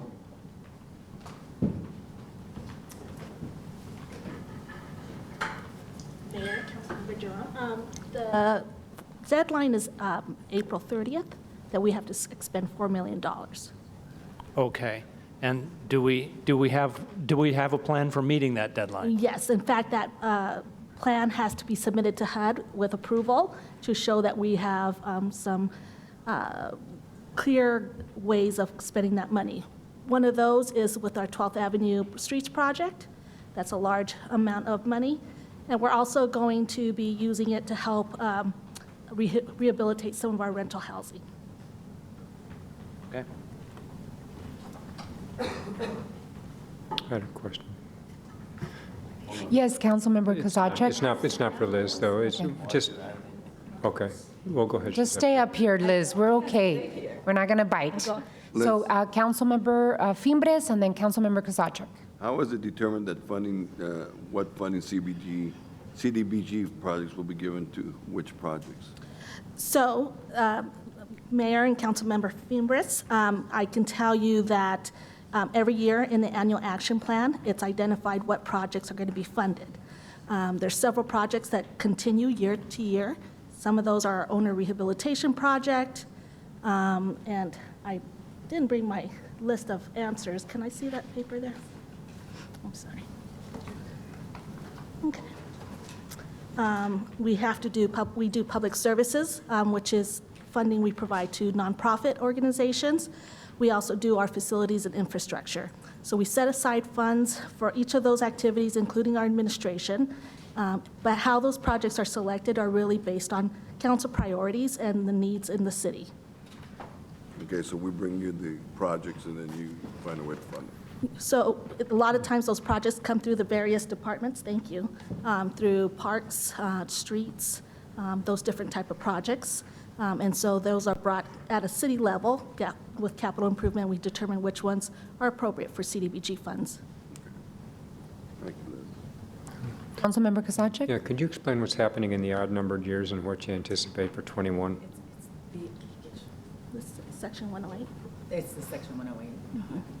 Yes, Mayor, Councilmember Kosacik. I can tell you that in fiscal year 2018, you see a large number there. That really was related to the funding of the Section 108 program, which was used for AC Marriott. And what you're seeing in 2020 really is the carryover of unexpended funding from CDBG. So those are two different reasons. But it really is the amount of money that we need to spend and have committed to projects. So you wouldn't expect that cliff to fall off again in '21? No. Okay. And I'm sorry, one thing is to understand is that our annual allocation in CDBG is around $5 million. So when you see the large amount, a lot of that is the carryover that hasn't been expended or committed.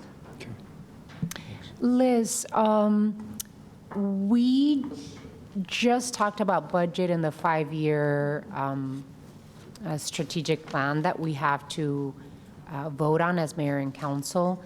And the previous strategic plan the 5-year plan that we voted on, I believe, had a lot of funds built in for displacement and gentrification and finding solutions for that.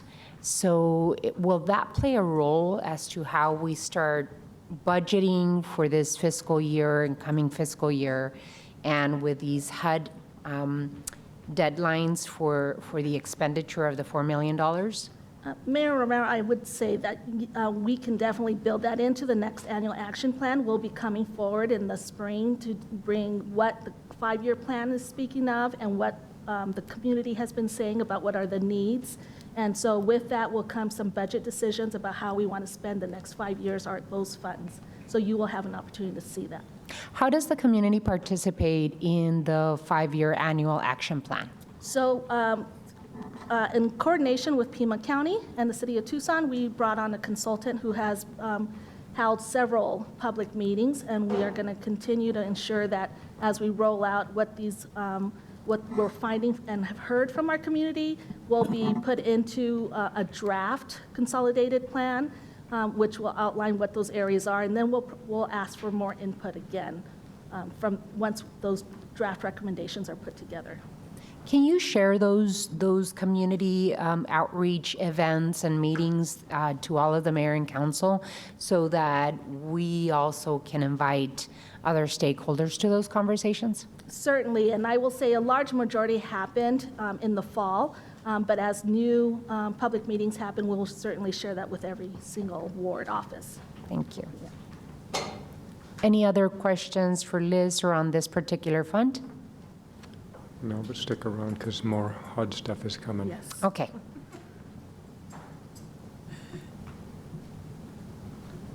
All right, we'll continue with our housing funds. So we do have the Home Affordable Housing Grant Funds, and that is actually to support and expand the supply of safe, sanitary, and affordable housing for low-income individuals, families. Again, you'll see a large spike in fiscal year 20, dollars that are moving forward. Public Housing Section 8 grant. This is actually funds that are distributed as rental assistance to landlords and mayor and council, actually through the Public Housing Authority. They help set the priorities for this particular fund again. There is the wait list, I believe, is about to be reopened in 2020. We do have a miscellaneous housing grant fund, and there's two large grants in here. One is the youth homelessness grant, and the other is the lead-based paint grant. Other federal grants, these are the miscellaneous grants that we receive for other departments, mainly for the police department, the fire department. We have, I think, a couple other smaller grants in here, but these are just isolated that are not included in the housing. Joyce, could we go back a little bit to the public housing Section 8 grant slide? You have there listed as the estimated beginning 2020 balance. We have a $2.9 million balance for the public housing Section 8 grant funds. Does that mean we have that money on hand? We have that money in hand. Okay, and we have it rolls And it's forward. been rolling from previous years. So we can expend that $2.9 million and then receive the additional funds for next fiscal year. Is that what's happening? Yes. How long of a waiting list Say do that we again. have? Say that again. So $2.9 million is the estimated balance that we currently have on hand. Right. When we receive the additional Section 8 grant funds from the federal government, it's going to be in addition to the $2.9 million. Okay. So how long of a wait list do we have in Section 8? So, Mayor Romero, I can tell you our current wait list is around 9,000. I think it's important for everyone to understand that 9,000 applicants applied before 2016. So as we go through that wait list and we try to reach out to those applicants, a lot of them are unable to respond to us. Either they moved, they didn't provide us an update of address, and so it takes us a significant amount of effort to get people who are willing and able and respond to our call to come forward. And so that's why we believe it'll take us probably another 6 months before we get close to exhausting that wait. Are you currently trying to clean that wait list? So I will say that it's not unusual for a housing authority to do what we call a purge, maybe every 2 to 3 years. Because we're getting so close to the end of the wait list, all our efforts, we're pulling easily 1,000 names a month right now. Okay. And so that in itself is a purge Okay. in the industry speak. So it wouldn't make sense for us to purge it all at once now. It's best for us to do it in these segment of the wait list as people come up to the wait list. So as you're cleaning that list, Liz, how can we put to work that $2.9 million as soon as we possibly can within the next, 6 months? Yes. So, Mayor Romero, I will tell you that it is our number one priority to fill those vouchers as quickly as possible, not only because it's important to our community, we have a great need in our community, but also HUD is saying that we are underutilized. And so HUD is also putting a tremendous amount of pressure on us to ensure that we're pulling as many people as we can.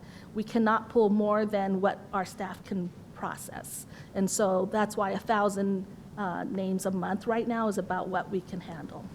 So, I was going to call you Councilmember Ortega. Mr. City Manager. Madam Mayor, members of the council, so you've honed in on an issue that's come to our attention, and there's two issues here. One of them is the dollars that are available for use, which I can assure you will drain down.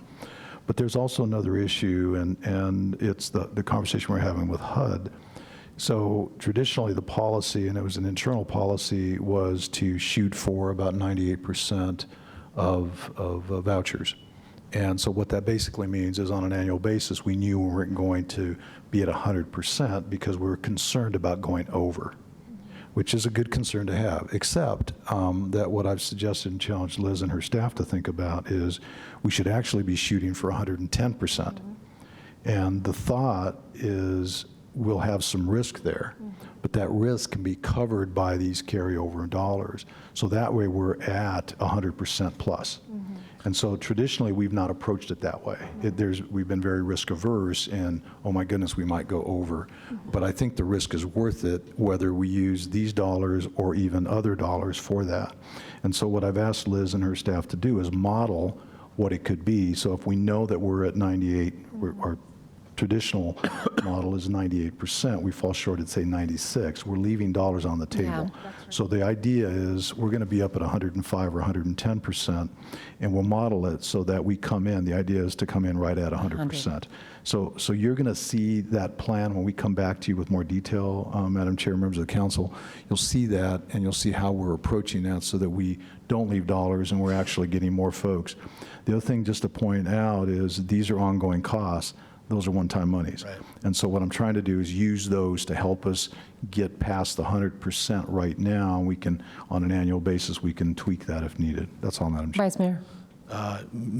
Thank you, Your Honor. The manager, I just want to clarify a couple things. We're pretty risk averse there. In other words, even going over, it's going to be a rounding error. I mean, what are we talking about in terms of general fund dollars that's at risk? I mean, what's the cap, ballpark? So, Madam Mayor, Vice Mayor Cunningham, I'm not going to tell you it's a dollar amount right this second, because what I plan to do is challenge them, and I've challenged them to be at 103 at 105% at the end. That delta is the piece. However, when you run the numbers, if you're shooting for 110%, I've got to have money in my hip pocket to make sure that we've got that covered. I don't even know if we can take that many cases at once anyway. So that's the bottleneck, if you will, which we're working with Liz and her team, and we're going to address that. I can tell you that the capacity internally is a bigger constraint, if you will, than the dollars. The dollars are less concerned right this second. I can't believe I just said that. But ultimately, that capacity piece, the ability to process, is really the challenge. And these folks have done great. They've done amazing work to get them caught up, et cetera, et cetera. But we do have some challenges in terms of just the physical capacity.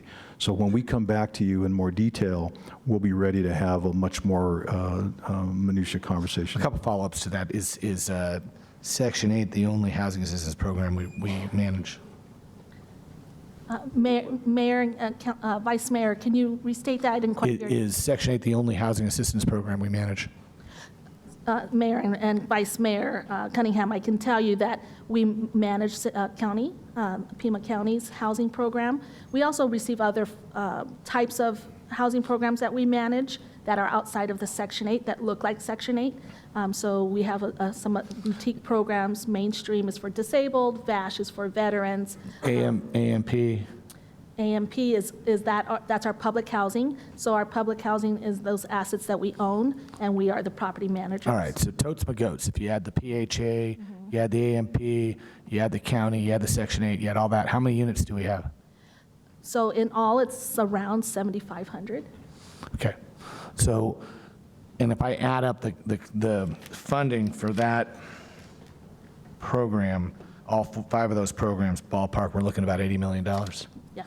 So my big thing here is that $80 million for 7,500, I think we can probably do a little better than that. I think we can probably get to servicing with that type of money almost 9,000 households. And I think that's, I don't want to do that tomorrow, but I'd love to set that goal. That would represent just under 4% of our households in the city of Tucson, which is about the going rate for cities our size. So I'd love to kind of see, not within 1 year, because I saw those eyebrows. Take our time.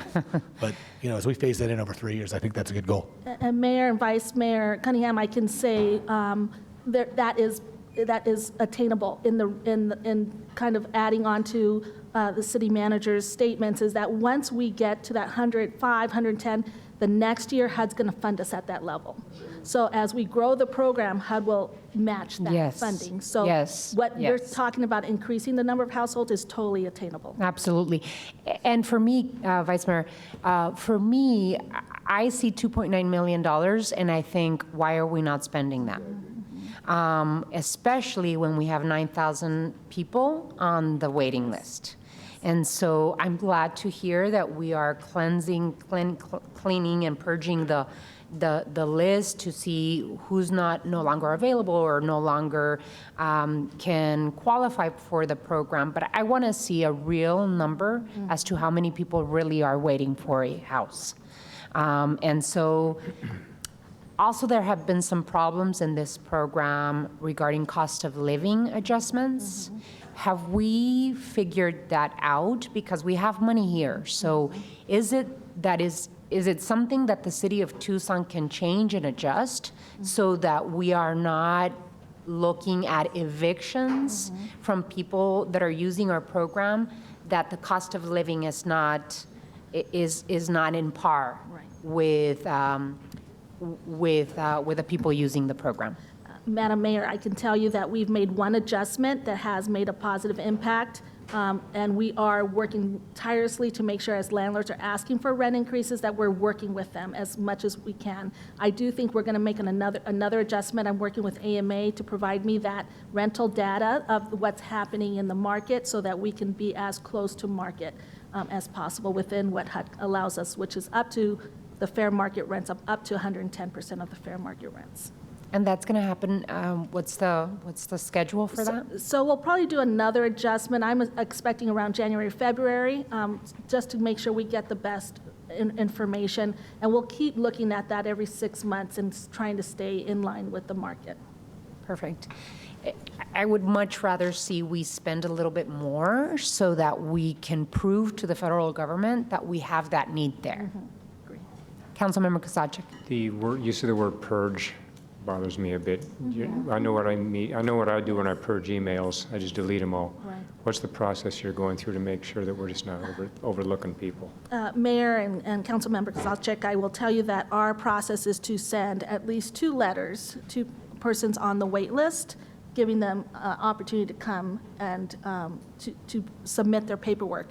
I would encourage, and if there's we will do some outreach public notices to let people know, update your addresses if you've been put on the wait list, because that is one of the most difficult things. And I will tell you that if people come after they realize that they've been passed over, if it's within 30 days, it's been my practice to allow them to stay on the wait list.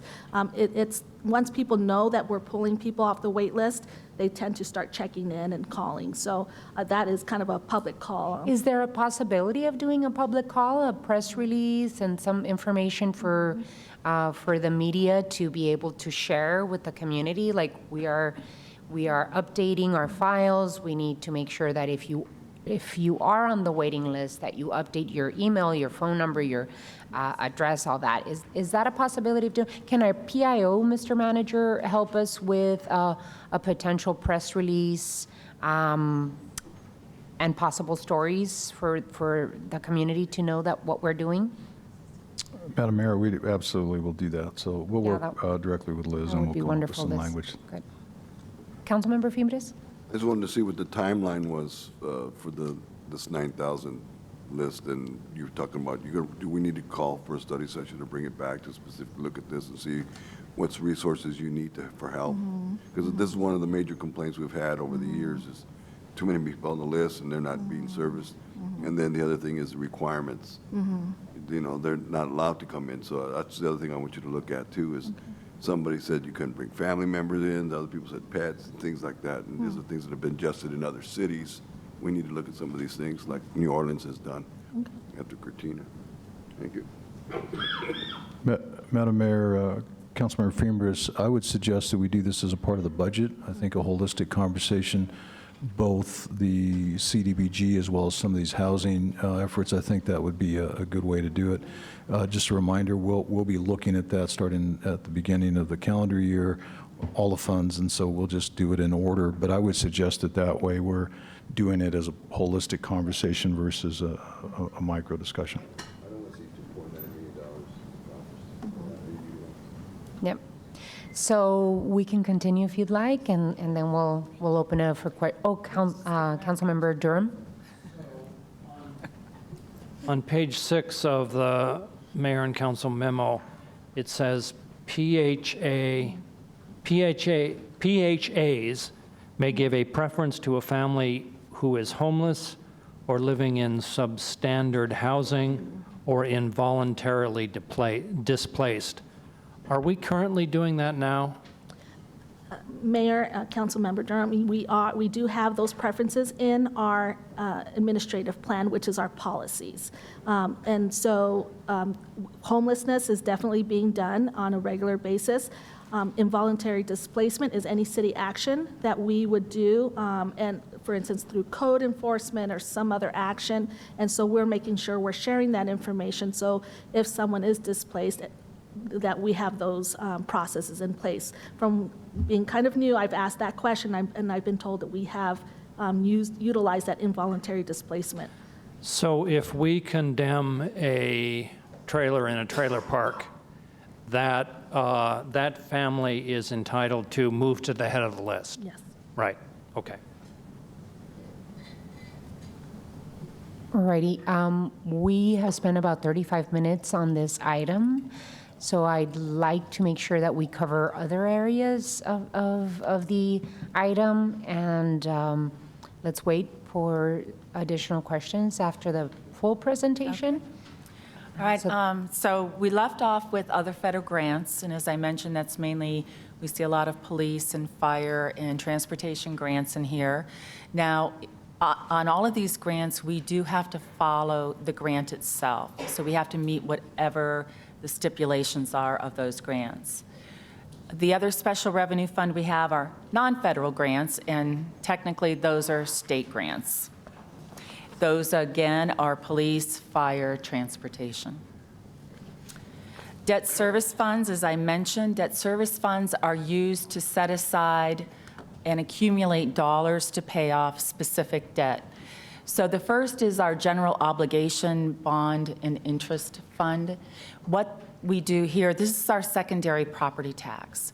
So during the budget process, we set the property taxes. One is the primary property tax, the involuntary primary property tax, and the secondary property tax. The secondary property tax can only be enough to collect the amount that you're going to pay on your annual debt service. So you're not able to retain a large fund balance. This rate is actually checked by the state, and they actually approve it before we can give it to the county to start the collection process. The Street and Highway Bond Fund, as I mentioned, we as a practice have been putting the 3% into this fund, and then we transfer dollars from the other HERF fund to pay off the street and highway bonds. And as you recall, those bonds will be paid off shortly, which is a good thing, at the end of fiscal year 2022. So when that happens, then all of those HERF's monies will go right into the HERF fund, and they will be available for whatever purposes pertaining to HERF. Capital project funds, first we have the Parks and Connection Bond Fund. These are the new GO bonds. Mayor and council did approve us to start spending before the bonds are issued.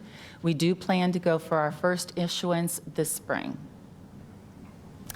The Capital Agreements Fund, now this is a fund we have set aside for the purposes to track PAG, monies we get from Pima Association of Government for our transportation projects, and for Pima County bonds.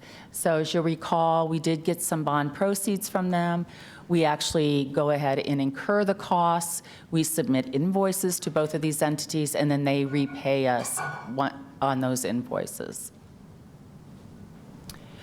The development fee funds, this is actually many funds, and that's why I kind of provided the list to show you how many funds actually roll into this major fund.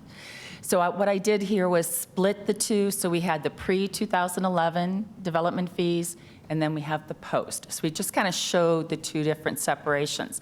Now when you go for the new IIP, which is coming up soon, we'll have another set of funds. So we track every specific dollar related to every one of the IIPs that is done. Joyce, the understanding is that there's no additional monies in the, contributed to the fund, right? There are no additional monies. Pre-2011. Yes, there's no additional monies in 2011. So why has it taken us 9 years to find ways to spend the money? So some of those dollars are set aside for the RTA projects. So they haven't gotten that far to use the impact fees money. The others for parks projects, police and fire. And then we also had a public facilities improvement district at that time. And we are just now using the monies up in the public facility district and police and fire. There still will be some dollars. There are dollars remaining in parks and in transportation. So I get your explanation of the RTA, but why can't we spend the money on parks? Madam Mayor, Yes. Councilmember Mr. Durham, Manager. there's a couple things. One is the types of projects that have traditionally been identified in the IIP. There's not enough money in those accounts to do those projects. And so if you go back in time and you look at the projects that were identified and the growth patterns that were projected, they were optimistic on both levels, the dollars that were expected to be generated as well as the cost for those projects. And so what's happened is we've traditionally not come back to the council for an updated IIP. The new plan, if you will, is to come back to you annually and adjust the IIP so that we don't have this problem in the future. And we've not traditionally approached it that way. And so what we have in the statute is an opportunity to come annually and have a conversation with you about where the growth patterns are as well as where the dollars are generated so that those dollars can be expended without keeping them in the pot. Now keep in mind that the dollars that were generated both pre and post 11 have to be expended within the service areas that they're originally generated. You can't move them, it's illegal to move them, so it has to be a revised IIP for that service area, that old service area, which we'll get into all that detail here. But we in have the future. Mr. Manager, we do have an item scheduled for us to discuss this. So I think that let's move forward and then have additional questions at the end. And then finally, under our capital improvements fund, we have an RTA fund, and that just separates all of the RTA projects so that we can monitor that. And I'll just, again, this is a reimbursement. So the city actually incurs the cost, and then RTA refunds the money. Enterprise funds, the Tucson Water Utility is an enterprise fund, so they charge outside of the organization.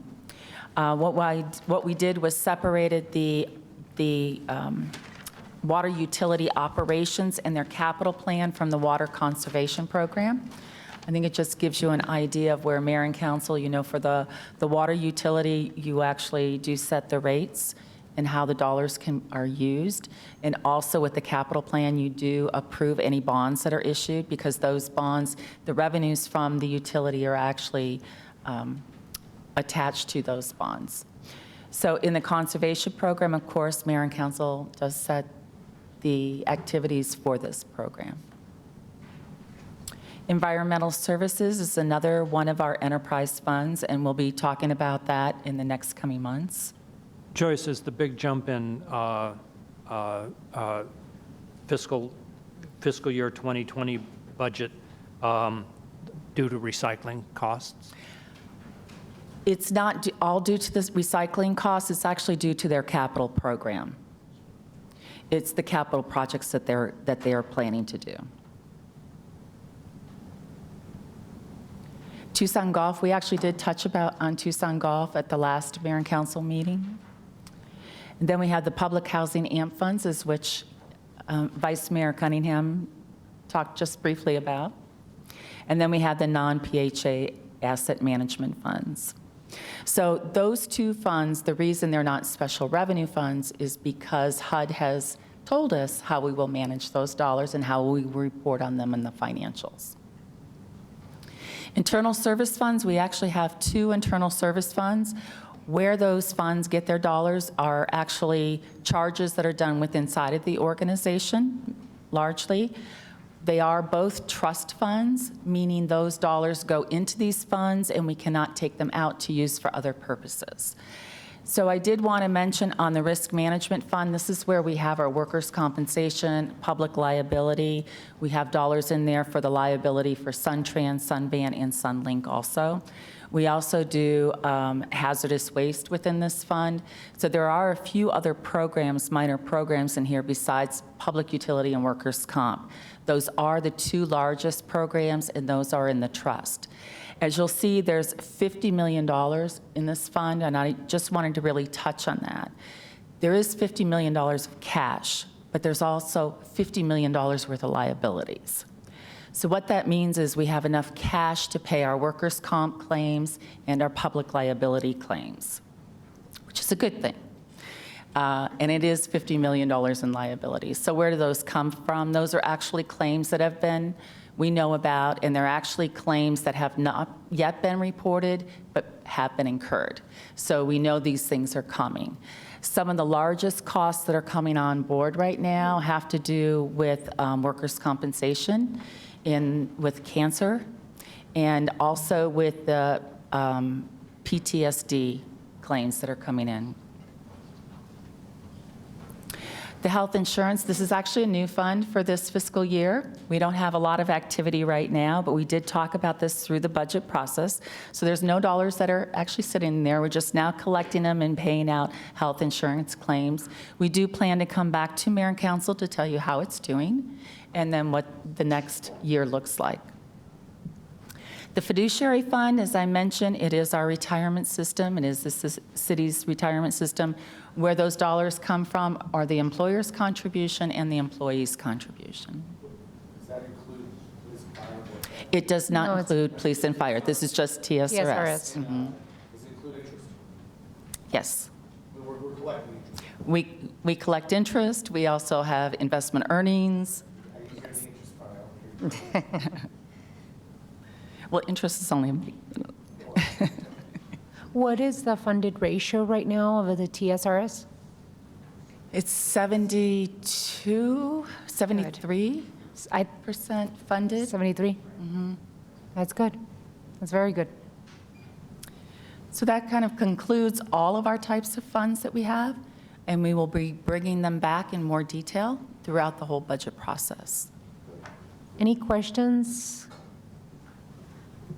All righty, well, thank you so much. I really appreciate the update on the funds and what moves our city forward. I really appreciate it. There might be additional questions from other colleagues on the council on these funds. I'd love to continue the work on the Housing Community Development Department and how we continue moving that particular department forward. We are off to the next item on the agenda. Item 4, time has been set aside for discussion of any state and national legislation or regional committee issues and for consideration of an Amicus Curiae, participation in litigation relating to federal funding and construction of the border walls. So we will start with Andrew and then continue with our city attorney. Exactly. Great. Mayor Romero, members of the council, first some state and federal updates at the request of Councilmember Fimbres. First, there was a question about ongoing federal grants and what we know is in the hopper, what we've been applying for. There's the transit-oriented development grant that's been mentioned before that we've applied for, and that's underway. We are applying for more low, no emission grant funds. That's to get us our full sought-after allocation of 5 electric buses. We're going to try to get the rest of the money. We've already gotten some of it. When we are ready, we will be applying for the Choice Neighborhoods Grant. We're doing the planning work now, and then once that's done, we will apply for the full grant. Those are the extent of the federal grants that we are aware of at this time. Second question had to do with the House calendar. With the IGR update that I sent to Mayor and Council last Friday, I included the House calendar. It's the majority whip, in this case South Carolina Representative Jim Clyburn, who sets and distributes the House calendar. So I have that. I've sent that to Mayor and Council for your planning purposes. As you'll see, once you get to October, people leave D.C. and we're going to hit the 2020 elections pretty hard. So it's going to be a busy year in Congress heading into those elections. I'll save the PFAS questions. I'll do those together. First, where are we on the federal budget? So we did pass, since the last council meeting, we passed another continuing resolution. Again, that just means we're keeping the same budget as last year in place for a little while longer. The current continuing resolution goes through December 20th. So at that point, Congress needs to approve another budget or do another continuing resolution to keep the federal government open. Setting a deadline right before Christmas is a little risky, but hopefully that will be what prompts folks to get it together. Happily, the House and Senate leadership on both sides of the aisle have agreed on what's called top-line numbers, meaning they've set what is the actual budget in each account. Then with that, then they can decide how much they budget to each individual item within those accounts. So getting the top-line numbers is a step forward. Hopefully they'll have something soon. To go to the PFAS-related questions, again, I know that there's a PFAS-related study session item coming up soon, so I won't get too deep into the details, but Tucson Water has been talking with our federal delegation, including going to DC and walking the halls and speaking to the offices of Congressman Grijalva, Kirkpatrick, O'Halloran, Stanton, as well as Senator Sinema and McSally, about what our needs are here in our local area related to PFAS. That includes the regulations that we need in place, as well as the remediation we need to take care of those groundwater contaminated issues in our community. In addition, there are some bills that are making their way through Congress related to PFAS.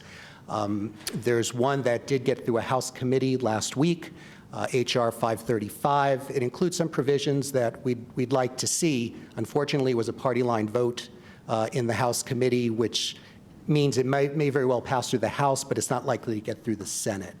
As I've said before, I still believe that the best bet to have some PFAS-related provisions get through Congress will be in that NDAA, that Defense Authorization Act.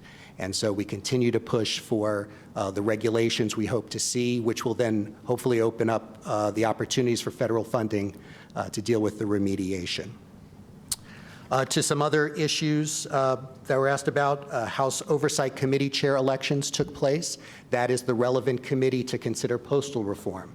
So with the unfortunate passing of Representative Cummings, we now have Carolyn Maloney, representative from the state of New York, who is now the chair of the House Oversight Committee. They will consider postal reform.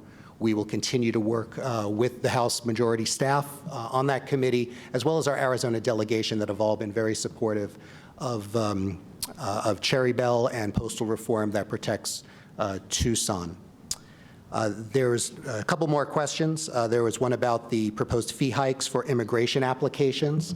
Unfortunately, this is a proposal by the administration. There are 80 House representatives who have written a letter opposing that move, including Representatives Grijalva, Kirkpatrick, and Gallego. Should mayor and council like, we can prepare a letter for the mayor's signature to register the mayor and council's position on that proposal. Council member? I'd like to make the motion that we do that and oppose the current hikes for the So there's a immigration. motion and a second by Vice Mayor, and so let's get the letter going. And it's basically a letter that we sent to all of our delegation. Yes. And that's 9. Yes. And our senators? And then, yes. Okay. Right. That makes 11. Right? Yes. Thank you. Yes. Yeah, we do that as a practice. Okay. Our entire delegation, doesn't matter if their districts are in the Tucson area, we'll send it to all Arizona congresspeople as well as our 2 state senators. Senators, okay. Do we need a vote? Okay. So there's a motion and a second. Everyone in favor? Anyone opposed?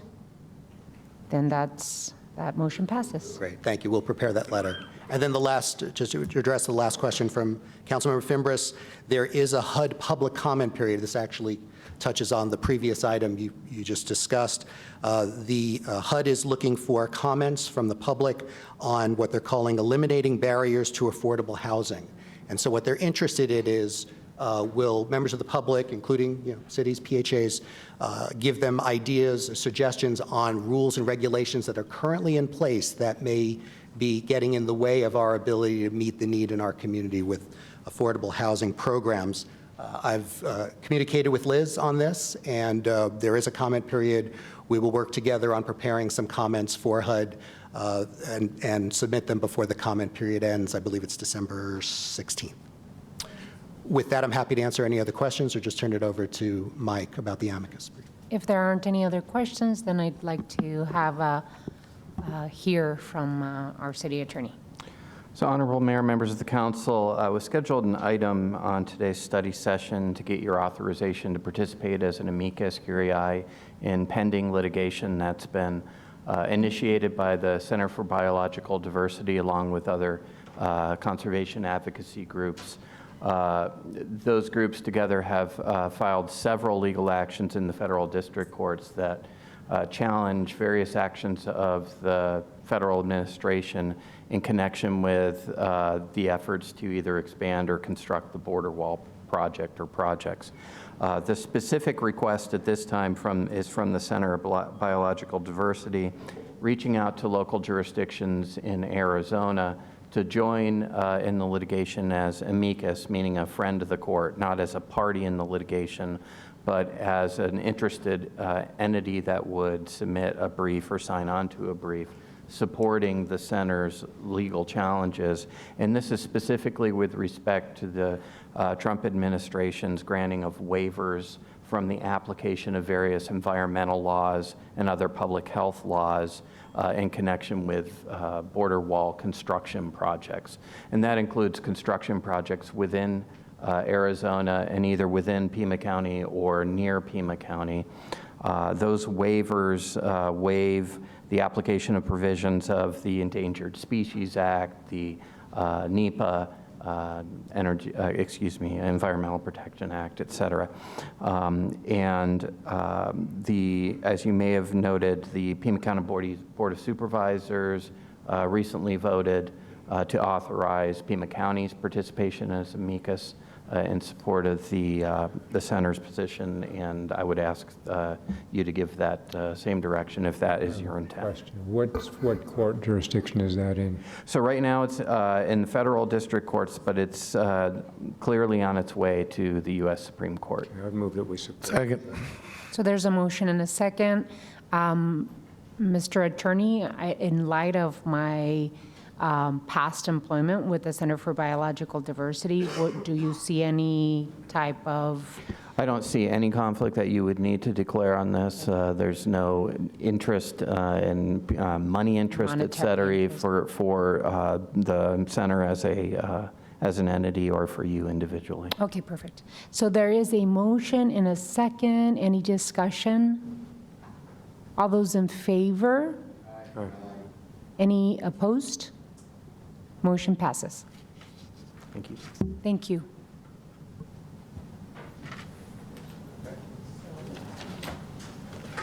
Item 5, does anyone have any items to remove from the consent agenda? Vice Mayor? I do, Your Honor. There's a there's a pre-annexation. It's just for discussion in number D, is letter D. I think it's in Ward 3. I'll brief Ward 3 on my concerns. It's just for public discussion. So item D, any other? Yeah. First of all, item J, the Migrant Protection Protocol Memorial. Secondly, on item C, we've had some exchanges. That's the amount of money that we're paying Pima County for taking lawnmowers to our landfill. We're not quite, we're just over half covering our costs. Is that a conversation you might have without us pulling that we at least get closer to that $18.35? We're paying them $10, and it's an impact on our staffing and the landfill as well. I will have that conversation, Madam Mayor, Ms. Kozaczek. I'll just have that conversation directly. I mean, we're talking about, quote, doubling the cost from $10 to $20. I think we can probably, they should be able At to least cover our costs. figure that out, yes. Well, 18, I mean, as long as, do you still want to? No, I'm not going to pull it. Okay, That's so, fine. so there's no necessity to pull C, but you do want to J. pull J. And I have one question. The mayor and I were speaking a while back about potential conflicts and dates in January. We would like her to go to the Conference of Mayors, and so at some point we need to talk about moving a date. You have, Mike, the budget retreat on January 28th. That's a Tuesday, so kind of work out between yourselves how we can achieve that, plus Rahina going to the Conference of Mayors. So on dates, there is a conflict with the U.S. Conference of Mayors in D.C. and the retreat. So let's talk about the possibility of either moving the regularly scheduled the 22nd. January 22nd, I believe, to the 27th or 28th, or doing it, putting it together. However, my colleagues on the council would like to work it out. So thank you for bringing that up. Really appreciate it. Anything else on consent that we'd like to consider separately? All righty. So item 6, does anyone have any items for future agendas? Madam Mayor. Councilmember I'm Fimbres? requesting that up to 45 minutes be set aside during the December 17th Mayor and Council study session for a presentation and update on PFAS and the City of Tucson water supply. I have sent the memo to the city clerk and brought copies of the memo as well. Thank you, Councilmember Fimbres. I appreciate that. Then we will see if we have the room December 17th to be able to put this item on the agenda. And study session is adjourned. The regular session begins at 5:30.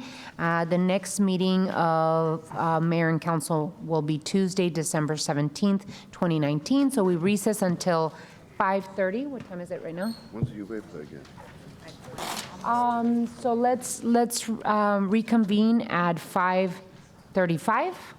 So it'll give us an extra 5 minutes to get ourselves ready for the regular agenda. Thank you.